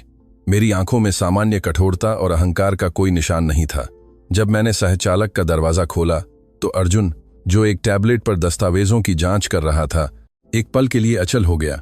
उसकी नजर मेरे साधारण कपड़ों, मेरे बिना मेकअप वाले चेहरे और मेरे संयमित तौर तरीकों पर टिकी। उसके चेहरे पर एक उलझन भरी अभिव्यक्ति दिखाई दी। शायद उसे उम्मीद नहीं थी कि मैं इतनी तेजी से और पूरी तरह से भूमिका में ढल जाऊंगी। अर्जुन ने नजर हटाई, खांसा और ड्राइवर को चलने का आदेश दिया। शहर के केंद्र से बाहरी इलाके के बंगले तक का सफर लगभग 1 घंटा लगा। हमने एक भी शब्द नहीं बोला। उस छोटी सी जगह में हर कोई अपने विचारों में डूबा था। हमारे सामने खन्ना परिवार का बंगला दिखाई दिया, जिसके राजसी लोहे के दरवाजे और गर्म पीली रोशनी में नहाया हुआ बगीचा था। जैसे ही कार रुकी, अर्जुन तुरंत बाहर निकला और गाड़ी के चारों ओर घूमकर मेरे लिए दरवाजा खोला। उसने मेरा हाथ पकड़ा। उसकी चौड़ी हथेली से मेरी ठंडी त्वचा में एक अजीब सी गर्मी महसूस हुई। मैं थोड़ा कांप उठी, लेकिन तुरंत खुद को संभाला और उसे विनम्रता से ड्राइंग रूम में ले जाने दिया। श्रीमती खन्ना सोफे पर बैठी चाय पी रही थीं। हमें देखते ही उन्होंने कप तुरंत नीचे रख दिया। उनके दयालु चेहरे पर एक चौड़ी मुस्कान खिल उठी। वह उठी और मुझे कसकर गले लगा लिया। अर्जुन, तुम अपनी पत्नी को लाने में इतनी देर क्यों लगा रहे थे? वह कितनी दुबली हो गई है। उन्होंने अपने बेटे को डांटा। क्या काम इतना जरूरी है कि तुम्हारे पास परिवार के लिए समय ही नहीं है? मैंने प्यार से मुस्कुराया, उनकी पीठ थपथपाई और धीरे से जवाब दिया, हाल ही में मौसम बहुत बदल रहा है और मुझे ज्यादा भूख नहीं लगती। अर्जुन हमेशा मेरा ख्याल रखते हैं, मुझे लगातार स्वादिष्ट व्यंजन खरीद कर देते हैं। मुझे अपने ही झूठ से घिन आ रही थी, लेकिन श्रीमती खन्ना की मुस्कान के लिए मैं इस नाटक को अंत तक निभाने को तैयार थी। रात का खाना बड़े डाइनिंग रूम में परोसा गया। मेज पर महंगी समुद्री भोजन और पौष्टिक व्यंजन भरे हुए थे। मैंने पहल करते हुए चावल परोसे और सबसे अच्छे मांस के टुकड़े पहले अपनी सास की प्लेट में और फिर अर्जुन की प्लेट में रखे। अर्जुन की ओर हर कोन प्रेस्ट हाव भाव, हर नर एक समर्पित पत्नी की देखभाल और गहरे स्नेह से भरी हुई थी। अर्जुन तनाव में था। उसके कटलरी लगभग अदृश्य रूप से कांप रहे थे। मेरी झूठी सहानुभूति ने 3 साल पहले के शांत दिनों की छवि को इतनी जीवंतता से फिर से बनाया था। मेरी ओर उसकी नजर काहे लेके मेरी झूठी सहानुभूति ने 3 साल पहले के शांत दिनों की छवि को में उलझन और एक सूक्ष्म अवर्णीय भावना मिली हुई थी। वह पूरी तरह से उस भ्रम में डूब गया था जिसे मैंने बनाया था। सच्चाई और कल्पना के बीच अंतर करने में असमर्थ था। जब रात का खाना खत्म होने वाला था तो श्रीमती खन्ना ने नौकरों को विदा किया और बहुत गंभीर हो गईं। उन्होंने हम दोनों को देखा और अपनी उंगलियों से शीशे की मेज पर थपथपाया। तुम्हारी शादी को 3 साल हो गए हैं, उन्होंने परिवार की मुखिया के आधिकारिक लहजे में कहा। व्यवसाय को व्यवस्थित करने और भावनाओं को मजबूत करने के लिए यह पर्याप्त समय है। अब मुख्य लक्ष्य एक वारिस पैदा करना है। उन्हें संदेह था कि देरी का कारण अर्जुन था। उन्हें लगा कि निगम का प्रबंधन करने का दबाव उसके शारीरिक स्वास्थ्य में गंभीर समस्याएं पैदा कर रहा है, जिससे वह गर्भधारण करने में असमर्थ है। मैंने अपना सिर झुकाया और अपने रेशमी ड्रेस के निचले हिस्से को कसकर पकड़ा, एक विजयी हंसी को मुश्किल से रोकते हुए जो बाहर निकलने के लिए संघर्ष कर रही थी। श्रीमती खन्ना के सीधे शब्दों ने अर्जुन जैसे अहंकारी आदमी के अहंकार पर जानलेवा वार किया। उसका चेहरा पत्थर का हो गया और उसने कटलरी को जोर से मेज पर रख दिया। उसने यह समझाने की कोशिश की कि उसका स्वास्थ्य पूरी तरह से ठीक था, कि बस उस समय कंपनी में बहुत सारे महत्वपूर्ण प्रोजेक्ट थे और बच्चे पैदा करने का समय नहीं था। श्रीमती खन्ना ने कोई बहाना स्वीकार नहीं किया। उन्होंने मेज पर मुक्का मारा और एक अपरिवर्तनीय आदेश दिया। उन्होंने मांग की कि सोमवार सुबह 9 बजे अर्जुन अपने सभी कामों को स्थगित कर दे और मुझे व्यक्तिगत रूप से मुंबई के सबसे अच्छे अंतर्राष्ट्रीय चिकित्सा केंद्र में प्रजनन स्वास्थ्य की पूरी सोमेर जांच के लिए ले जाए। उन्होंने घोषणा की कि वह अपनी सबसे भरोसेमंद सहायक को हमारे साथ भेजेंगी ताकि पहली हाथ की रिपोर्ट मिल सके। अगर अर्जुन को कोई समस्या थी तो उनका तुरंत इलाज किया जाना चाहिए, उन्हें छिपाया या टाला नहीं जाना चाहिए। मैंने अर्जुन की ओर आंसुओं से भरी आंखें उठाईं, अत्यधिक अपमान और अधीनता का ढोंग करते हुए। अर्जुन, अपनी मां की बात सुनो, मैंने धीरे से सलाह दी। तुम्हें काम के कारण उनकी इच्छा के विरुद्ध नहीं जाना चाहिए और उन्हें नाराज नहीं करना चाहिए।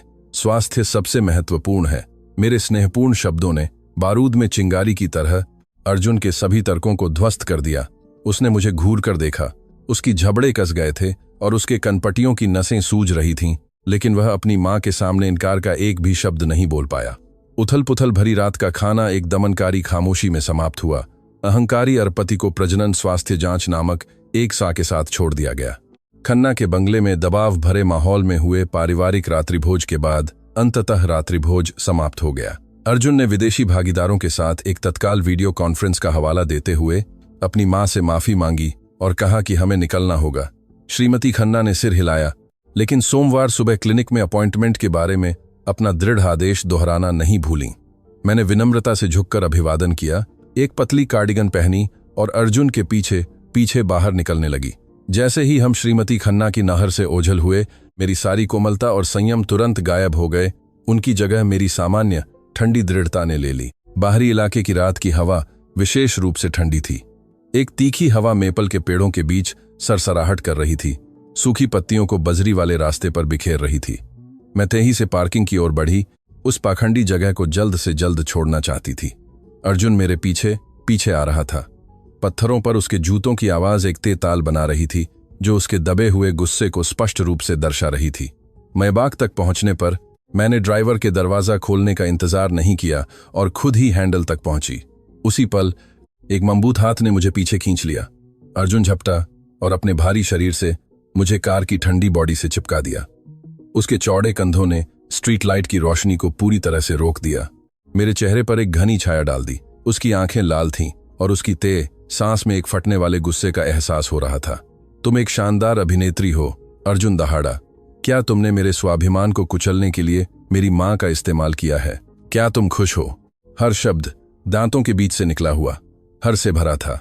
मैं अचल खड़ी रही, बिना किसी घबराहट के उसके गुस्से का सामना करते हुए। मैं इस अन्यायपूर्ण व्यवहार को सहने के लिए बाध्य नहीं थी। मेरी विनम्र पत्नी की भूमिका श्रीमती खन्ना के स्वास्थ्य की रक्षा के लिए हमारे प्रारंभिक समझौते का हिस्सा थी। मैंने अपना काम शानदार ढंग से पूरा किया था। मैंने अर्जुन से जल्द वकील के साथ एक अपॉइंटमेंट तय करने की मांग की ताकि अदालत में कागजात दाखिल किए जा सकें और तलाक की प्रक्रिया को आधिकारिक तौर पर अंतिम रूप दिया जा सके। मैंने स्पष्ट कर दिया कि मैं इस बेकार और उबाऊ पारिवारिक नाटक में अपना एक सेकंड भी बर्बाद नहीं करना चाहती थी। तलाक शब्द को मेरी उदासीन और तेज आवा में सुनते ही अर्जुन और भी उदास हो गया। मेरी कलाई को कसने की उसकी ताकत काफी बढ़ गई, जिससे मुझे तेज दर्द हुआ। मेरी दृढ़ता और ठंडक ने उसे गहरा आहत किया। वह और करीब आया और अपनी आवाज में एक बेतुकी ईर्ष्या के साथ मुझसे सवाल करने लगा।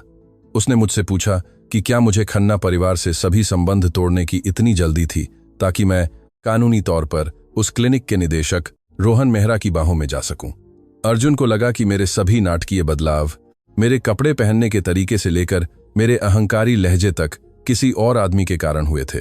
मैं उसकी बचकानी अटकलों पर व्यंग्यात्मक मुस्कान को रोक नहीं पाई। एक तानाशाह की मानसिकता जो खुद को ब्रह्मांड का केंद्र मानता था, वास्तव में बेतुकी थी। मैंने अपने खाली हाथ से उसकी छाती पर ओर से धक्का दिया ताकि थोड़ी दूरी बन सके और मैं सांस ले सकूं। हमारे आसपास की हवा जम गई, ते बर्फीले टुकड़ों में बदल गई। मिस्टर खन्ना, आपकी कल्पना बहुत उर्वर है, मैंने ठंडी आवाज में इस्पात की तरह उसकी कल्पनाओं को चकनाचूर करते हुए कहा। एक बार जब हम तलाक के कागजात पर हस्ताक्षर कर देंगे तो मैं जिससे भी प्यार करूं, जिसके साथ भी डेट पर जाऊं, वह मेरी व्यक्तिगत स्वतंत्रता होगी, कानून द्वारा संरक्षित। आप दिन रात अपने पहले प्यार काव्या सिंह के साथ व्यस्त हैं। आप मुझे एक नई खुशी खोजने से रोकने की कोशिश क्यों कर रहे हैं? मुझ पर एक हारे हुए व्यक्ति का स्वार्थ मत थोपिए। मेरे निर्मम शब्द उसके अहंकार पर ठंडे पानी के छींटे की तरह थे। वह अचल हो गया, उसकी आंखें भ्रम में खुल गईं। उसकी कलाई को कसकर पकड़े हुए उसका हाथ धीरे धीरे ढीला पड़ गया और उसके बगल में निष्क्रिय लटक गया। मेरी स्पष्टवादिता ने उसके स्वार्थ और पाखंड को बेरहमी से उजागर कर दिया था। अर्जुन को अपने अन्याय को सही ठहराने के लिए एक भी तर्क नहीं मिला। सच्चा प्यार, जिसका उसे इतना गुमान था, अब एक तीखे कांटे में बदल गया था जो उसके अपने अहंकार में चुभ रहा था। मैंने अपनी लाल हुई कलाई को रगड़ा और अपने कपड़े ठीक किए। मैंने उसे अगले सोमवार सुबह अदालत में अपॉइंटमेंट की याद दिलाई। अस्पताल में बेकार की जांचों के लिए समय बर्बाद करने के बजाय हमें एक बार और हमेशा के लिए उस विवाह प्रमाण पत्र को सुलझा लेना चाहिए जो हम दोनों को बांधे हुए था। मैंने दृढ़ता से अर्जुन को एक तरफ धकेला। मैंने खुद कार का दरवाजा खोला और उसे ठंडी मुद्रा में बंद कर दिया। ध्वनि प्रूफ शीशे से मैंने अर्जुन को देखा जो हवादार पार्किंग के बीच में खड़ा था। हैरान था। उसकी पीठ, जो आमतौर पर गर्व से सीधी होती थी, एक पल के लिए अकेली और टूटी हुई लग रही थी। खन्ना के बंगले में रात के खाने के कुछ दिनों बाद अंतर्राष्ट्रीय क्लिनिक में भर्ती काव्या के स्वास्थ्य की स्थिति में मनोवैज्ञानिक अस्थिरता के लक्षण दिखने लगे।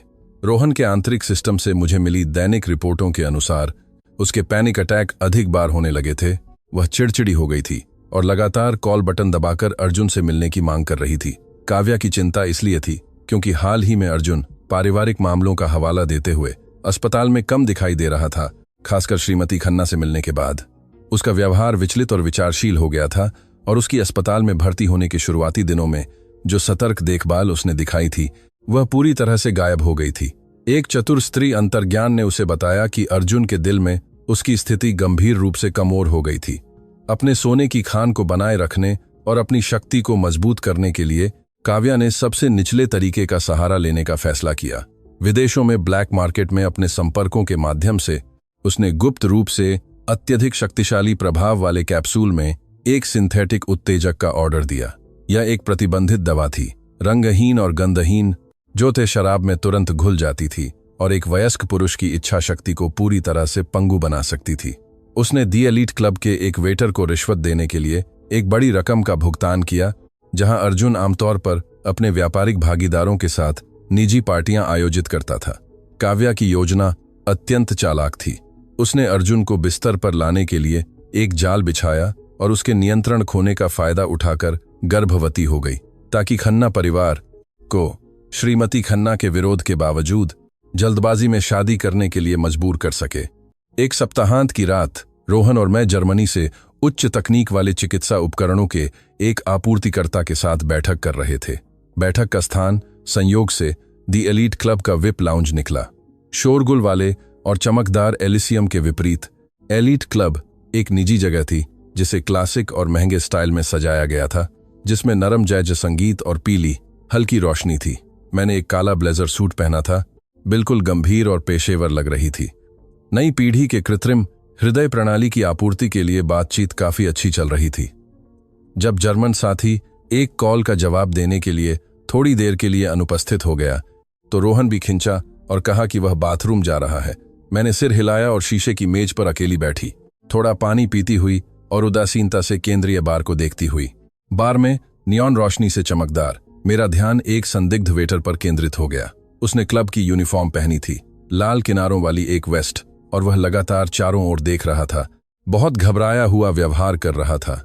उसकी ट्रे में मैकेलन विस्की का एक ही अंबर रंग का गिलास था, यह सुनिश्चित करते हुए कि कोई उसे नहीं देख रहा था। वेटर ने थेकी से अपनी वेस्ट की जेब से एक छोटा कैप्सूल निकाला। उसने 2 उंगलियों से पैकेज को कुचला और सारी सफेद पाउडर महंगी ड्रिंक में डाल दी। पाउडर थेकी से घुल गया, केवल एक हल्का झाग बचा, जिससे ड्रिंक का रंग या गंध नहीं बदला। एक सर्जन के रूप में फार्माकोलॉजी में व्यवस्थित प्रशिक्षण के साथ मैं तुरंत उस पदार्थ की क्रियाविधि को समझ गई। यह वही प्रतिबंधित केंद्रीय तंत्रिका तंत्र उत्तेजक था जो शराब की उच्च सांद्रता के साथ मिलकर रक्त मस्तिष्क बाधा को तुरंत नष्ट कर देता है और शरीर को बड़ी मात्रा में शारीरिक हार्मोन का उत्पादन करने के लिए मजबूर करता है, जिससे पीड़ित अपने कार्यों पर पूरी तरह से नियंत्रण खो देता है। मैंने अपनी भौहें सिकोड़ी, मेरी सतर्कता तय हो गई। एक इतनी अच्छी तरह से निगरानी वाले क्लब जैसे एलीट क्लब में ऐसा नीच काम करने की हिम्मत कौन कर रहा था? मेरी नजरें वेटर की हर हरकत पर थीं। उसने हरीले गिलास वाली ट्रे उठाई और सीधे क्लब के सबसे दूर कोने में एक अलग शीशे के विप कमरे की ओर बढ़ा। जब उसने शीशे का दरवाजा हल्का सा खोला तो झूमर की रोशनी दरार से अंदर आई और मैं अंदर बैठे लोगों को स्पष्ट रूप से देख सकती थी। सोफे के केंद्र में अर्जुन की जानी पहचानी और भारी आकृति प्रमुख थी। वह एक पार्टनर के अनुबंध के बारे में स्पष्टीकरण सुनता हुआ भौहें सिकोड़ रहा था और महेंद्र के अनुबंध के बारे में अपने बाएं हाथ से अपना माथा हल्का सा रगड़ रहा था। थका हुआ लग रहा था। वेटर ने विनम्रता से झुककर अभिवादन किया, हरीले मैकेलन गिलास को ठीक अर्जुन के सामने रखा, कुछ कदम पीछे हट गया और गुप्त रूप से देखते हुए पीड़ित के जाल में फंसने का इंतजार करता रहा। मेरे दिमाग में एक तय विचार कौन था। मैं अर्जुन के सहयोगियों के चरित्र को अच्छी तरह जानती थी। उन्हें मस्ती करना पसंद था, लेकिन वे निगम के प्रमुख के खिलाफ ऐसे नीच तरीकों का सहारा लेने की हिम्मत कभी नहीं करते। सबसे मजबूत मकसद वाला एकमात्र व्यक्ति और अर्जुन के विवेक खोने से सबसे बड़ा लाभ प्राप्त करने वाला व्यक्ति काव्या सिंह थी। उसकी बुराई एक ऐसे रोगी के लिए स्वीकार्य सभी सीमाओं को पार कर गई थी जिसे बचाया जाना था। यद्यपि मैं उसे इतना नफरत करती थी कि उसे देखना भी नहीं चाहती थी। मेरा स्वाभिमान मुझे हाथ पर हाथ धरे बैठे रहने और यह देखने की अनुमति नहीं देता था कि वह आदमी जो दस्तावेजों के अनुसार अभी भी मेरा कानूनी पति था, दूसरों की साजिशों का शिकार बन जाए।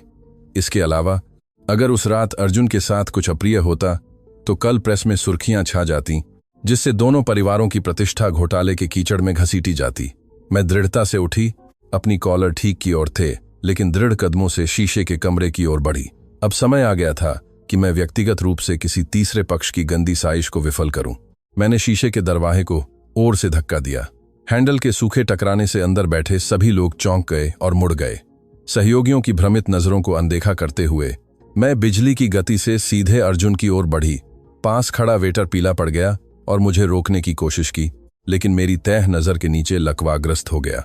अर्जुन ने अभी व्हिस्की का गिलास उठाया ही था और अंबर रंग का तरल उसके होठों को छू ही रहा था, इससे पहले कि वह एक घूंट भी ले पाता। मैंने हाथ बढ़ाया और गिलास के निचले हिस्से पर ओर से मारा। अर्जुन के हाथों से महंगा क्रिस्टल गिलास छूट गया और शीशे की मेज पर ते आवा के साथ टूट गया। प्रतिबंधित दवा वाला तरल हर जगह फैल गया। तुर्की ऊन के कालीन के एक बड़े हिस्से को भिगो दिया। शराब की घनी खुशबू द एलीट क्लब की विशिष्ट सुगंध के साथ मिल गई। अर्जुन उछलकर खड़ा हो गया। मेरी अचानक रुकावट से उसका चेहरा गुस्से से पत्थर का हो गया। उसने मुझे घूर कर देखा और चिल्लाया, पूछा कि वह एक व्यापारिक बातचीत के बीच में क्या पागलपन कर रही थी। मैंने लंबी चौड़ी बातें नहीं की, बस क्रिस्टल का एक टुकड़ा उठाया जिस पर पारदर्शी तरल लगा था। पीछे हटते हुए मैंने कांपते हुए वेटर के चेहरे के पास क्रिस्टल का टुकड़ा ले गई। तुमने इस गिलास में क्या हर डाला है? मैंने ठंडी आवाज में पूछा। मेरे कड़े सवाल पर वेटर फर्श पर गिर पड़ा। उसका चेहरा मौत की तरह पीला पड़ गया और वह अपनी रक्षा में एक भी शब्द नहीं बोल पाया। उसकी प्रतिक्रिया सबसे वाक्पटु प्रमाण थी। अर्जुन इतना बुद्धिमान था कि वह समझ गया कि क्या हो रहा था। उसका गुस्सा तुरंत उस धोखेबाज कर्मचारी की ओर मुड़ गया। उसने अपने अंगरक्षकों को, जो दरवाजे के बाहर खड़े थे, इशारा किया और तुरंत वेटर को पूछताछ के लिए एक सेवा कक्ष में ले जाने का आदेश दिया। विदेशी भागीदार स्थिति को जटिल होते देख माफी मांगने के लिए तेजी से उठे और बातचीत को किसी और दिन के लिए टालने का प्रस्ताव रखा। अब कमरे में केवल अर्जुन और मैं बचे थे। वह मुझे मिले जुले भावों से भरी हुई अभिव्यक्ति के साथ देख रहा था। वह मुझे धन्यवाद देना चाहता था, लेकिन अचानक चक्कर आने से वह रुक गया। हालांकि मैंने उससे गिलास छीन लिया था। ड्रिंक की थोड़ी मात्रा उसके मुंह में चली गई थी। ब्लैक मार्केट के इतने शक्तिशाली न्यूरोस्टिमुलेंट के लिए एक बूंद भी शरीर की सभी सुरक्षात्मक बाधाओं को नष्ट करने के लिए पर्याप्त थी। अर्जुन का चेहरा तेजी से लाल हो गया। उसकी सांस भारी और बाधित हो गई। उसने मेज के किनारे को कसकर पकड़ा। उसकी हाथों की नीली नसें सूज गईं। उसकी नजर अपनी सामान्य तीक्ष्णता खोकर धुंधली और जंगली हो गई। उसका विशाल शरीर गिरने की कगार पर लड़खड़ा रहा था। मुझे समझ में आया कि स्थिति गंभीर थी और मैं तुरंत उसे बांह से पकड़ने के लिए झपटी। उसकी त्वचा से निकलने वाली गर्मी एक धधकती भट्टी जैसी थी। मैंने उसे कमर से पकड़ा। उसके भारी शरीर को पकड़े हुए मैंने फैसला किया कि मुझे अर्जुन को तुरंत उस भीड़ भाड़ वाली जगह से बाहर निकालना चाहिए। अगर कोई निगम के प्रमुख को ऐसी अनियंत्रित अवस्था में देखता तो परिणाम अप्रत्याशित होंगे। मैंने फोन निकाला और रोहन को एक संक्षिप्त संदेश भेजा कि मुझे एक जरूरी काम आ गया है और मुझे जाना होगा। फिर अर्जुन को पकड़े हुए मैं विप हस्तियों के लिए विशेष निकास की ओर बढ़ी।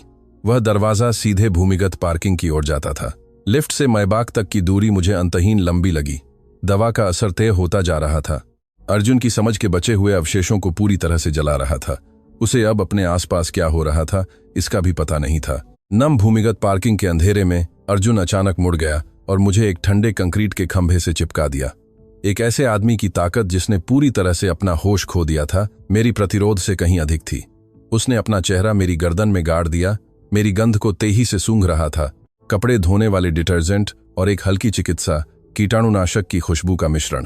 यह वही गंध थी जिसकी उसे 3 साल के सह अस्तित्व के दौरान आदत पड़ गई थी। यह सुगंध एक दूसरे उत्तेजक की तरह अंततः संयम की आखिरी डोर तोड़ दी। मीरा, अर्जुन ने मोटी आवाज में दहाड़ा और अपने जलते हुए होंठ मेरे होंठों पर गड़ा दिए। उसका चुंबन सहज, एक अधिकारपूर्ण इच्छा से भरा था। मैंने हताश होकर विरोध किया, अपनी पूरी ताकत से उसकी कठोर छाती को धक्का दिया, लेकिन मेरा प्रतिरोध बेकार था। अर्जुन ने मेरे दोनों कलाइयों को एक हाथ से पकड़ा और उन्हें मेरे सिर के ऊपर कसकर पकड़ लिया। उसका चुंबन और गहरा और निर्मम हो गया, शराब के कड़वे स्वाद से भरा हुआ। दम घुटने और निराशा की भावना ने मुझे जकड़ लिया। संघर्ष के दौरान मैं खुद को इतना आघात करने में कामयाब रही कि पतली शर्ट के कपड़े से उसके कंधे को अपनी पूरी ताकत से काट सकूं। मेरे दांत उसकी त्वचा में गहराई तक धंस गए और मैंने अपने मुंह में खून का नमकीन स्वाद स्पष्ट रूप से महसूस किया। अर्जुन दर्द से हल्का सा कराह उठा, लेकिन उसने मुझे नहीं छोड़ा। इसके विपरीत दर्द ने उसकी जंगली इच्छा को और भड़का दिया। उसने मुझे अपनी बाहों में उठाया और सेवा लिफ्ट की ओर बढ़ा, जो उसी इमारत में स्थित 5 सितारा होटल की ओर जाती थी, जहां दी एलीट क्लब था। जैसे ही होटल के कमरे का दरवाजा बंद हुआ, एक अप्रत्याशित और रात शुरू हुई जिसने हमारे बीच मौजूद सभी सीमाओं और नफरत को मिटा दिया। उसी समय द एलीट क्लब के मुख्य लॉबी में काव्या दिखाई दी। उसने अपनी टोपी आंखों तक खींच ली और अपने चेहरे को धूप के चश्मे से ढक लिया। तेजी से अंदर दाखिल हुई। उसने उस पल की सटीक गणना की थी जब दवा का असर होना चाहिए ताकि वह एक उद्धारकर्ता के रूप में दिखाई दे सके। लेकिन जब उसने विप कमरे का दरवाजा खोला तो उसकी नहर को केवल टूटे हुए शीशे और कालीन पर हरीले ड्रिंक का एक पूल मिला। अर्जुन वहां नहीं था और इमारत में उसकी उपस्थिति का कोई निशान नहीं था। काव्या ने गुस्से में फर्श पर पांव पटका और अपने होंठों को तब तक काटा जब तक खून नहीं आ गया। उसकी बॉडा हाफिस कोलेन नहीं था। सही योजना एक पल में ध्वस्त हो गई थी। मोटी पर्दों में एक दरार से सूरज की तेज रोशनी छनकर आ रही थी, जिससे सिकुड़ी हुई चादरों पर एक हल्की पीली किरण पड़ रही थी। मैंने धीरे धीरे आंखें खोलीं। मेरे पूरे शरीर में दर्द हो रहा था। मेरे सामने एक शानदार होटल स्वीट का आंतरिक दृश्य दिखाई दिया। महोगनी फर्नीचर, एक क्रिस्टल झूमर, एक मोटी ऊनी कालीन, सब कुछ उसकी उच्च लागत की बात कर रहा था। रात की यादें मेरी स्मृति में स्पष्ट रूप से उभर आईं। एक रात जिसने सभी सुरक्षात्मक बाधाओं को पूरी तरह से नष्ट कर दिया था, जिन्हें मैंने खन्ना के घर छोड़ने के दिन से इतनी सावधानी से बनाया था। मैंने सिर घुमाया। अर्जुन गहरी नींद में सो रहा था। उसके सूजे हुए चेहरे पर सपनों में उसकी सामान्य ठंडी अहंकार से रहित केवल थकान और थकावट दिख रही थी।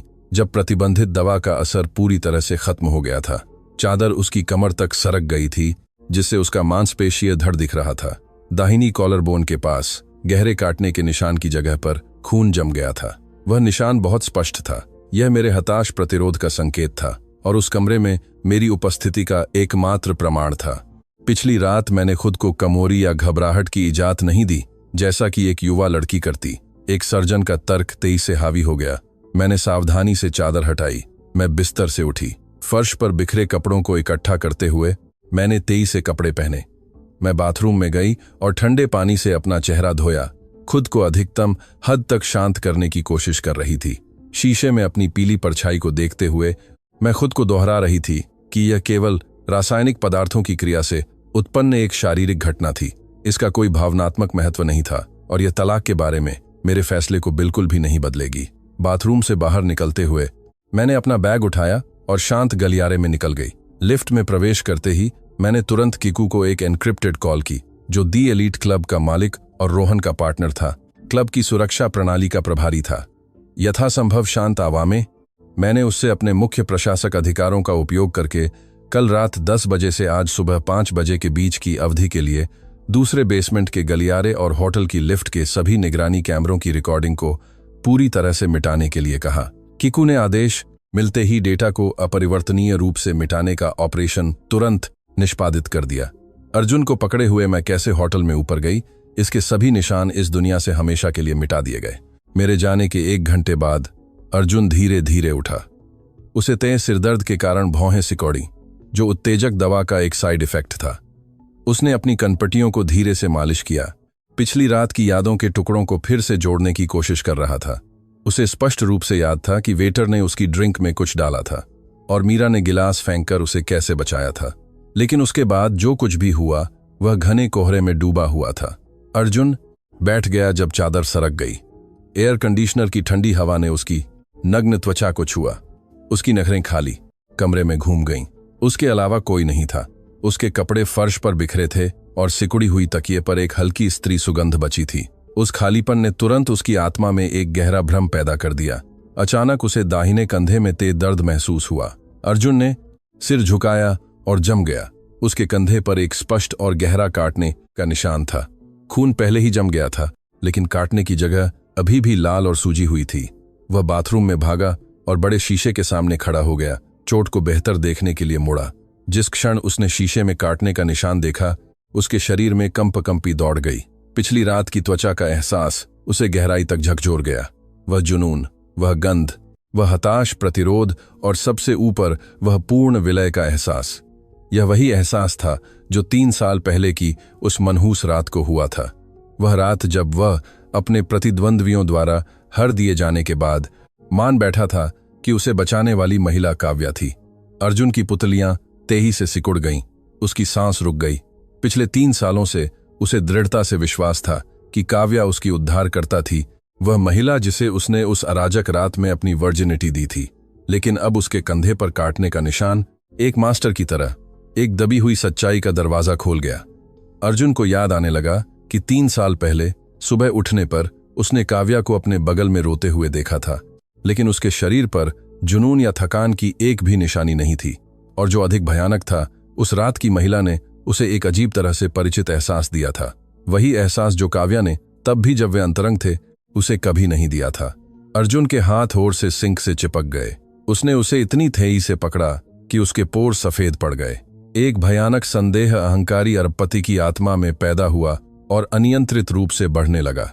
अगर पिछली रात की महिला काव्या नहीं थी तो 3 साल पहले की महिला कौन थी? भावनाओं और शारीरिक संवेदनाओं में यह अजीब संयोग क्यों? अर्जुन बाथरूम से बाहर भागा और तेजी से कपड़े पहने। उसे तुरंत काव्या को ढूंढना था और एक बहुत ही महत्वपूर्ण तथ्य की पुष्टि करनी थी। एक ऐसा तथ्य जो पिछले कुछ सालों के उसके सभी विश्वासों को नष्ट कर सकता था। उस सुबह विप कमरे में जो कुछ भी हो रहा था वह रोहन के गुप्त वीडियो निगरानी प्रणाली द्वारा रिकॉर्ड किया जा रहा था। अपने ऑफिस में बैठी मैं कंप्यूटर स्क्रीन पर ध्यान से देख रही थी। अपने पूर्व पति की हर हरकत का अवलोकन कर रही थी। अर्जुन की मायबाग क्लिनिक के प्रवेश द्वार पर खतरनाक गति से रुकी। वह कार से बाहर निकला। उसकी शर्ट सिकुड़ी हुई थी, बदली नहीं गई थी। उसका चेहरा बर्फीला था। ड्यूटी पर मौजूद डॉक्टरों के अभिवादन को अनदेखा करते हुए अर्जुन बड़े बड़े कदमों से सीधे गहन चिकित्सा इकाई की ओर बढ़ा। कमरे में काव्या बिस्तर पर बैठी थी, तकियों के सहारे एक घबराई हुई अभिव्यक्ति के साथ। उत्तेजक दवा के साथ उसकी साजिश की पूरी विफलता के बाद वह बेचैन थी। जब दरवाजा अचानक खुला तो वह चौंक गई।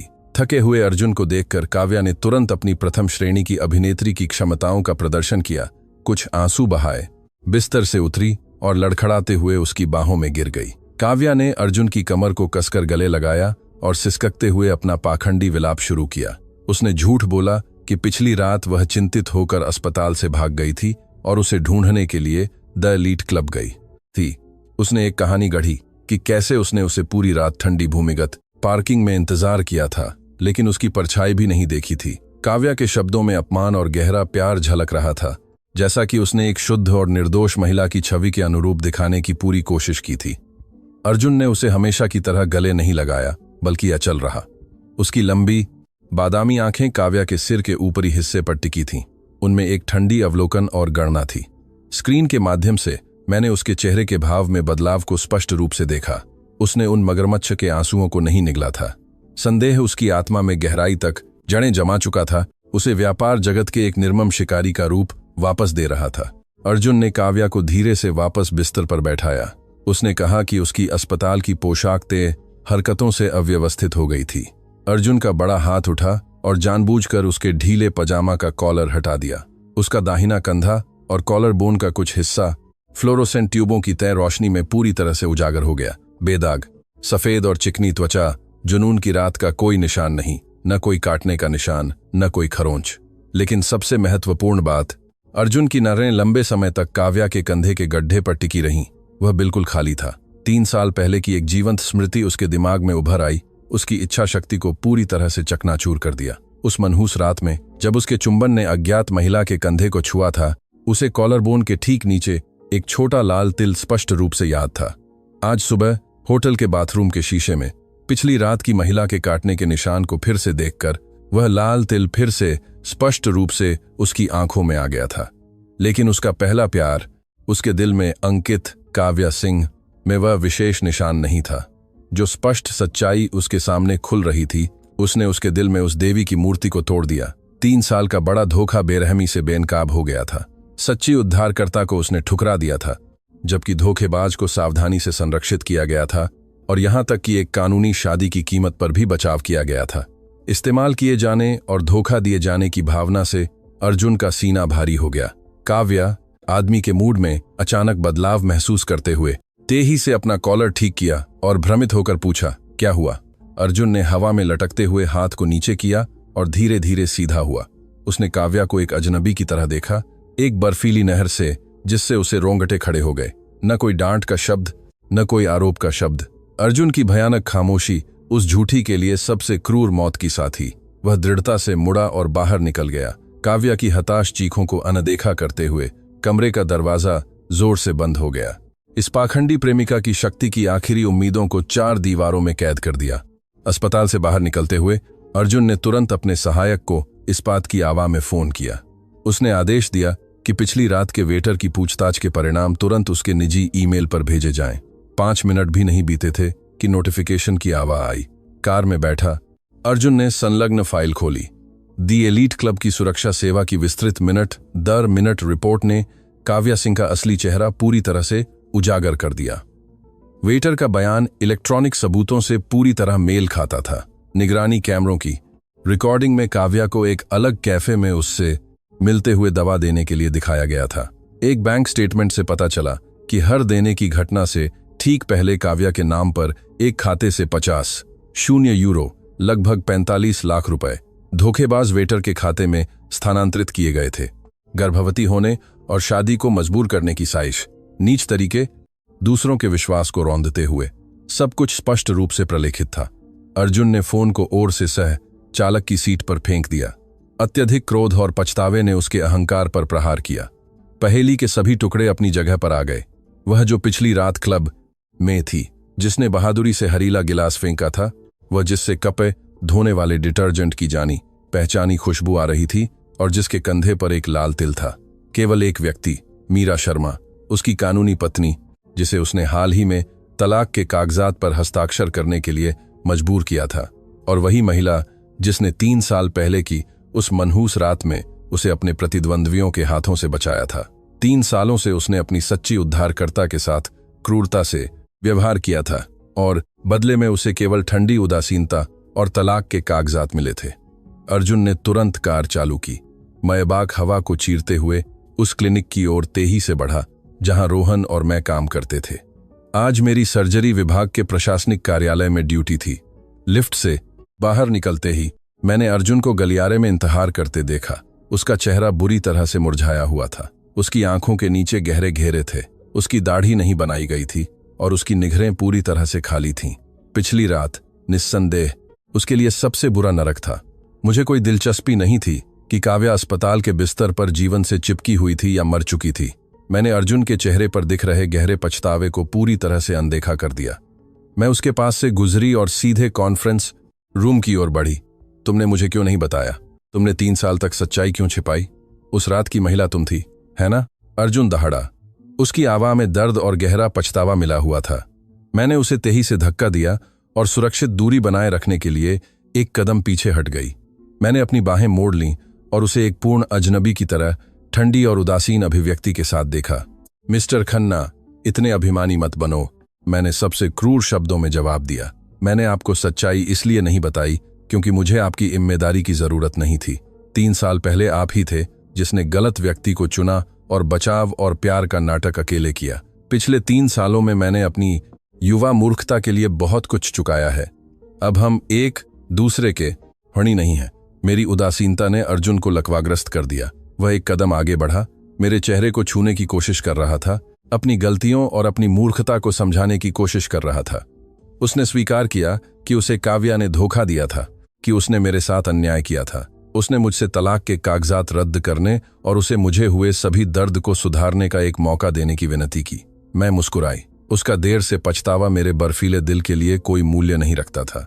मैंने अपने बैग से मुंबई फैमिली कोर्ट से मिली एडमिशन नोटिफिकेशन निकाली और उसे ठंडे दिमाग से उसकी छाती पर फेंक दिया। सभी कानूनी प्रक्रियाओं को मेरे वकील ने पहले ही पूरा कर लिया है। हम तलाक की आधिकारिक सहा के लिए सोमवार सुबह 9 बजे अदालत में मिलेंगे और उस पाखंडी पछतावे के साथ मुझसे चिपके मत रहो। डॉ मीरा शर्मा को किसी छोड़ी हुई गंदगी को इकट्ठा करने में कोई दिलचस्पी नहीं है।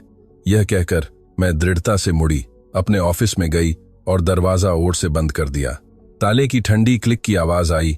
मुझे बाहरी दुनिया के दुख और अर्जुन की हताश नजर से हमेशा के लिए अलग कर दिया।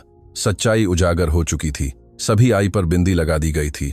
उस पल से मैंने उस भयानक आदमी के साथ सभी संबंध आधिकारिक तौर पर तोड़ दिए और एक नया आगाध और गरिमापूर्ण जीवन शुरू करने के लिए तैयार थी। विप कमरे का दरवाजा ओर से बंद हो गया। सूखे प्रभाव की आवा काव्या सिंह की आखिरी उम्मीद पर हथौड़े की तरह लगी। वह बिस्तर पर बैठी रही, सुन्न, उसकी आंखें शून्य में खोई हुई थीं। पिछले 3 सालों से उसने जो सही मुखौटा इतनी सावधानी से बनाया था, उसे बेरहमी से फाड़ दिया गया था। अर्जुन सब कुछ जानता था कि वह उसकी उद्धारकर्ता नहीं थी, कि उसने हर देने की साजिश रची थी और उसकी लालची और नीच प्रकृति एक नाजुक रूप के पीछे छिपी हुई थी। एक भयानक आतंक ने काव्या के फेफड़ों को जकड़ लिया। वह अच्छी तरह जानती थी कि व्यापार जगत में अर्जुन कितना निर्मम था। अगर उसे पता चला कि उसे धोखा दिया गया और इस्तेमाल किया गया, तो बदला अकल्पनीय रूप से भयानक होगा। उसने न केवल अरबपति के परिवार में प्रवेश करने का अवसर खो दिया था, बल्कि उसे यह भी यकीन नहीं था कि वह अपनी जान बचा पाएगी। अत्यधिक घबराहट के कारण सहानुभूति तंत्रिका तंत्र की अति उत्तेजना हुई। काव्या का पहले से ही कमोर दिल विद्रोह करने लगा। नाड़ी गंभीर स्तर तक पहुंच गई। छाती में तेज दर्द ने उसे आधे में झुकने पर मजबूर कर दिया। उसने अपनी छाती के बाईं ओर पकड़ा। उसकी सांस गले में अटक गई। वेंट्रिकल्स में जमा खून शरीर तक नहीं पहुंच रहा था, बल्कि फेफड़ों में वापस बहने लगा था। उत्तेजक दवा के दुष्प्रभाव, जिस पर कोई परीक्षण नहीं किया गया था, जिसे उसने पिछली रात गुप्त रूप से लिया था, अब विस्फोट कर गए। जीवन की अंतिम और कमोर चिंगारियों को नष्ट कर दिया। काव्या पानी से बाहर निकली मछली की तरह मुंह फाड़कर सांस लेने लगी। उसका चेहरा तेजी से नीला पड़ गया। उसने बिस्तर के सिरहाने पर नर्स को बुलाने वाला बटन दबाने के लिए हाथ बढ़ाया, लेकिन उसका कमोर हाथ फिसल गया और सफेद गद्दे पर सुस्त पड़ गया। उसी समय हृदय निगरानी प्रणाली ने स्वचालित रूप से रिकॉर्ड किया कि वाइटल साइन गंभीर स्तर से ऊपर हो गए थे। एक तीखी और लगातार अलार्म ने अस्पताल के गलियारे की खामोशी तोड़ दी। डॉ समीर गुप्ता और ड्यूटी पर मौजूद नर्सों की टीम तुरंत कमरे में घुस गई। अंदर अराजकता छाई हुई थी। गंभीर कार्डियोजेनिक शॉक की स्थिति में काव्या बेहोश हो चुकी थी और उसके मुंह से झाग निकल रहा था। डॉ समीर ने तेज से कार्डियोटोनिक की उच्च खुराक देने और तत्काल डिफिब्रिलेशन करने का आदेश दिया। 2 धातु के इलेक्ट्रोड उसकी छाती पर दबाए गए और 200 झूल का झटका उसके ऐंठे हुए शरीर से गुजरा। एक तनावपूर्ण माहौल ने कमरे को घेर लिया। इस पाखंडी महिला का जीवन सबसे क्रूर तरीके से मापा जा रहा था। कुछ ही सेकंड में उसी समय अर्जुन हमारे झगड़े के बाद भारी कदमों से सर्जरी विभाग के प्रशासन से बाहर निकला था। मेरी ठंडी मुद्रा और मेरी बर्फीली नजर उसके लिए आजीवन साज ऐसी थी, जिसने सुलह की उसकी सभी उम्मीदों को चकनाचूर कर दिया था। वह अस्पताल के आंगन में खड़ी मैबाग की सीट पर गिर पड़ा और अपने चेहरे को हाथों से ढक लिया। उसका सहायक कार के बगल में खड़ा था, अपने टूटे हुए बॉस को परेशान करने की हिम्मत नहीं कर रहा था। अचानक अर्जुन का फोन तेजी से बजा। स्क्रीन पर अंतर्राष्ट्रीय क्लिनिक का नंबर दिखाई दिया। अर्जुन ने जवाब दिया। डॉ समीर गुप्ता की आवाज बहुत घबराई हुई थी। उसने बताया कि काव्या सिंह की हृदय विफलता, एक ते मनोवैज्ञानिक सदमे और रक्त में एक अज्ञात हर के कारण अंतिम चरण में पहुंच गई थी। वर्तमान पुनर्जीवन उपाय केवल 12 घंटे से अधिक समय तक कृत्रिम धड़कन बनाए रख सकते थे। यदि उसी रात वॉल्व रिप्लेसमेंट और वेंट्रिकुलर वॉशआउट ऑपरेशन नहीं किया गया तो मरी अनिवार्य रूप से मर जाएगी। डॉ समीर गुप्ता ने असहाय आवाज में होर देकर कहा कि इस जानलेवा खतरनाक ऑपरेशन को करने में सक्षम एकमात्र व्यक्ति डॉ ई थी। अर्जुन ने फोन काट दिया और खिड़की से हल्की बारिश को शून्य दृष्टि से देखता रहा। वह महिला जो अस्पताल के बिस्तर पर मौत का इंतजार कर रही थी, वही थी जिसने उसे धोखा दिया था, उसके विश्वास को रौंदा था और अप्रत्यक्ष रूप से उसकी कानूनी शादी को नष्ट कर दिया था। वह तर्कसंगत रूप से समझता था कि उसे अपने भयानक पापों के लिए भारी कीमत चुकानी थी। अर्जुन का काव्या के प्रति गुस्सा और घृणा जरा भी कम नहीं हुई थी, लेकिन जीवन और मृत्यु के कगार पर एक ऐसे आदमी की प्रवृत्ति जिसने उसे लंबे समय से जाना था, उसे हाथ पर हाथ धरे बैठे रहने और एक जीवन को बुझते हुए देखने की अनुमति नहीं दे रही थी। अर्जुन ने फैसला किया कि डॉ ई को बुलाना इस बार काव्या के साथ उसके सभी संबंधों का अंतिम बिंदु होगा। वह उसे ठीक करेगा, उसे जीवन लौटाएगा और उसके बाद हर कोई अपने रास्ते चला जाएगा और वह काव्या सिंह का नाम हमेशा के लिए अपनी जिंदगी से मिटा देगा। अर्जुन ने कार का दरवाजा खोला और फिर से अस्पताल के लॉबी की ओर भागा। सुरक्षा के उसे रोकने के प्रयासों को अनदेखा करते हुए वह सीधे निदेशक के ऑफिस में रोहन से मिलने गया। अपनी पूरी हताशा के साथ अर्जुन ने मांग की कि रोहन तुरंत डॉ ई से संपर्क करे और आपातकालीन ऑपरेशन के अनुबंध के प्रावधान को सक्रिय करे। शक्तिशाली अरबपति की हताशा और असहायता उसकी तेज सांस और उसके माथे पर पसीने की बूंदों से स्पष्ट थी। वह अपनी मूर्खता से खुद बनाए गए टुकड़ों को इकट्ठा करने की पूरी कोशिश कर रहा था। एक गगनचुंबी इमारत की 50वीं मंजिल पर एक फ्रांसीसी रेस्तरां की खिड़की से रात का शहर स्ट्रीट लाइट्स और नियॉन संकेतों की रोशनी से चमक रहा था। मैं रोहन और चिकित्सा हलकों के कई करीबी दोस्तों के साथ रात का खाना खा रही थी। मेज पर माहौल बहुत आरामदायक, गर्म और हंसी से भरा था। हमने अपनी आधिकारिक वापसी, भविष्य की बड़ी वैज्ञानिक परियोजनाओं के लिए महंगी रेड वाइन के गिलास के साथ टोस्ट किया। खन्ना परिवार के बोझ से मुक्त होकर मेरी आत्मा पहले से कहीं अधिक हल्की, तेज और मुक्त महसूस कर रही थी। मैंने प्रथम श्रेणी के सिरोलिन का एक टुकड़ा काटा और उसे अपने मुंह में रखा, उसके कोमल स्वाद का आनंद लेते हुए जो जीभ पर पूरी तरह से पिघल रहा था। उसी पल रोहन का निजी फोन जो मेज पर रखा था तेजी से वाइब्रेट हुआ, जिससे नरम जैज संगीत की लय टूट गई। स्क्रीन पर अस्पताल से एक आपातकालीन कॉल दिखाई दी। रोहन ने अपनी भौहें सिकोड़ी, गिलास नीचे रखा, सभी से माफी मांगी और जवाब देने का बटन दबाया। दूरस्थ कार्य की सुविधा के कारण और क्योंकि वहां मौजूद सभी लोग डॉक्टर थे, रोहन की ड्यूटी पर मौजूद कॉल को स्पीकर पर रखने की आदत थी। इसके कारण लाइन के दूसरी ओर जो कुछ भी कहा गया वह मुझे और मेज पर मौजूद अन्य लोगों को स्पष्ट रूप से सुनाई दे रहा था। अर्जुन की गहरी और मोटी आवाज अत्यधिक भ्रम और जल्दबाजी से भरी हुई लाउड स्पीकर से गूंज उठी। उसने ड्यूटी पर मौजूद डॉक्टर के माध्यम से बात नहीं की, बल्कि खुद फोन उठाया। अर्जुन लगभग इतनी थे आवा में चिल्ला रहा था कि बगल की मेजों पर बैठे कई लोग मुड़ गए। उसने मांग की कि रोहन किसी भी माध्यम से डॉ ई से तुरंत संपर्क करे। उसने काव्या की गंभीर स्थिति का वर्णन किया। उसने अस्पताल में एक बांझ ऑपरेशन थिएटर तैयार करने की विनती की और किसी भी वित्तीय शर्त को पूरा करने का वादा किया। उसने चिकित्सा नैतिकता से लेकर अनुबंध की पहले से हस्ताक्षरित शर्तों तक सभी संभावित लीवरों पर दबाव डाला। डॉ ई को उपस्थित होने, स्केल पेल उठाने और एक व्यक्ति को बचाने के लिए मजबूर करने की कोशिश कर रहा था। मेज पर तुरंत पूर्ण खामोशी छा गई। रोहन ने मेरी ओर देखा। उसकी आंखों में एक अंतिम निर्णय का इंतजार था। अन्य डॉक्टरों ने स्थिति की जटिलता और कॉल करने वाले की पहचान को समझते हुए एक भी शब्द कहने की हिम्मत नहीं की। मैंने धीरे से चाकू और कांटा प्लेट पर रख दिया और रेशमी नैपकिन से अपने होठों को हल्के से पोंछा।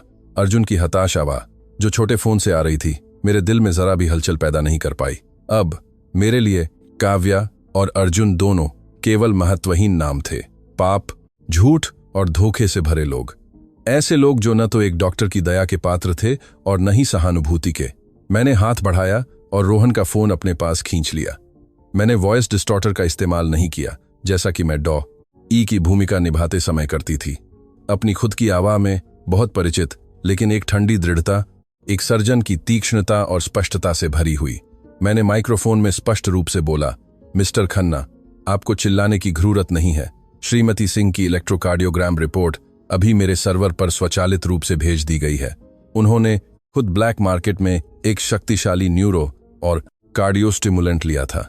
इस हेर ने वॉल्वों की संरचना को पूरी तरह से नष्ट कर दिया है और अपरिवर्तनीय मायोकार्डियल नेक्रोसिस का कारण बना है। अभी डॉ ई तो क्या, भगवान भी उस बुझते हुए जीवन को नहीं बचा सकते। ऑपरेशन अब चिकित्सा संकेतों के अनुरूप नहीं है और इसे नहीं किया जा सकता। लाइन के दूसरी ओर अचानक खामोशी छा गई। अर्जुन की तेज सांस भी रुक गई। अंततः सच्चाई सबसे क्रूर और सीधे तरीके से उजागर हुई। दिग्गज डॉ ई कोई और नहीं बल्कि मीरा शर्मा थी, वही पत्नी जिसे उसने अभी बेरहमी से रौंदा था। अर्जुन के लिए यह मनोवैज्ञानिक झटका काव्या की हर देने की साजिश के बारे में जानने से कहीं अधिक भयानक होना चाहिए। मैंने उसे और विनती करने का मौका नहीं दिया। मैंने उसे स्पष्ट रूप से सूचित किया कि मैं मरीज द्वारा अनुबंध का उल्लंघन करने के कारण, जिसने प्रतिबंधित दवाओं के स्वेच्छा से सेवन से उपचार योजना को विफल कर दिया था, अनुबंध को रद्द कर रही थी। 1 करोड़ रुपए की जमा राशि कल सुबह वापस कर दी जाएगी और वह सड़ा हुआ दिल सबसे बड़ी कीमत है जो श्रीमती सिंह को अपने लालच और नीचता के लिए चुकानी होगी। मैंने कॉल समाप्त करने के लिए लाल बटन पर दृढ़ता से उंगली दबाई। फोन की स्क्रीन बंद हो गई। अतीत के गंदे धागों, सभी शिकायतों और प्यार से हमेशा के लिए सभी संबंधों को काट दिया। मैंने फोन रोहन को वापस कर दिया। मैंने मुस्कुराया और अपना गिलास ऊंचा उठाया।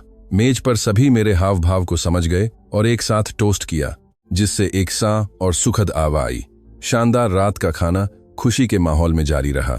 सोमवार को ठीक सुबह 9 बजे सूरज की किरणें मुंबई फैमिली कोर्ट की संगमरमर की सीढ़ियों को रोशन कर रही थीं। मैं एक स्टाइलिश कस्टम मेड सफेद सूट पहने हुए आत्मविश्वास से लॉबी में दिखाई दी। अर्जुन पहले से ही वहां इंतजार कर रहा था। उसका चेहरा बुरी तरह से मुरझाया हुआ था।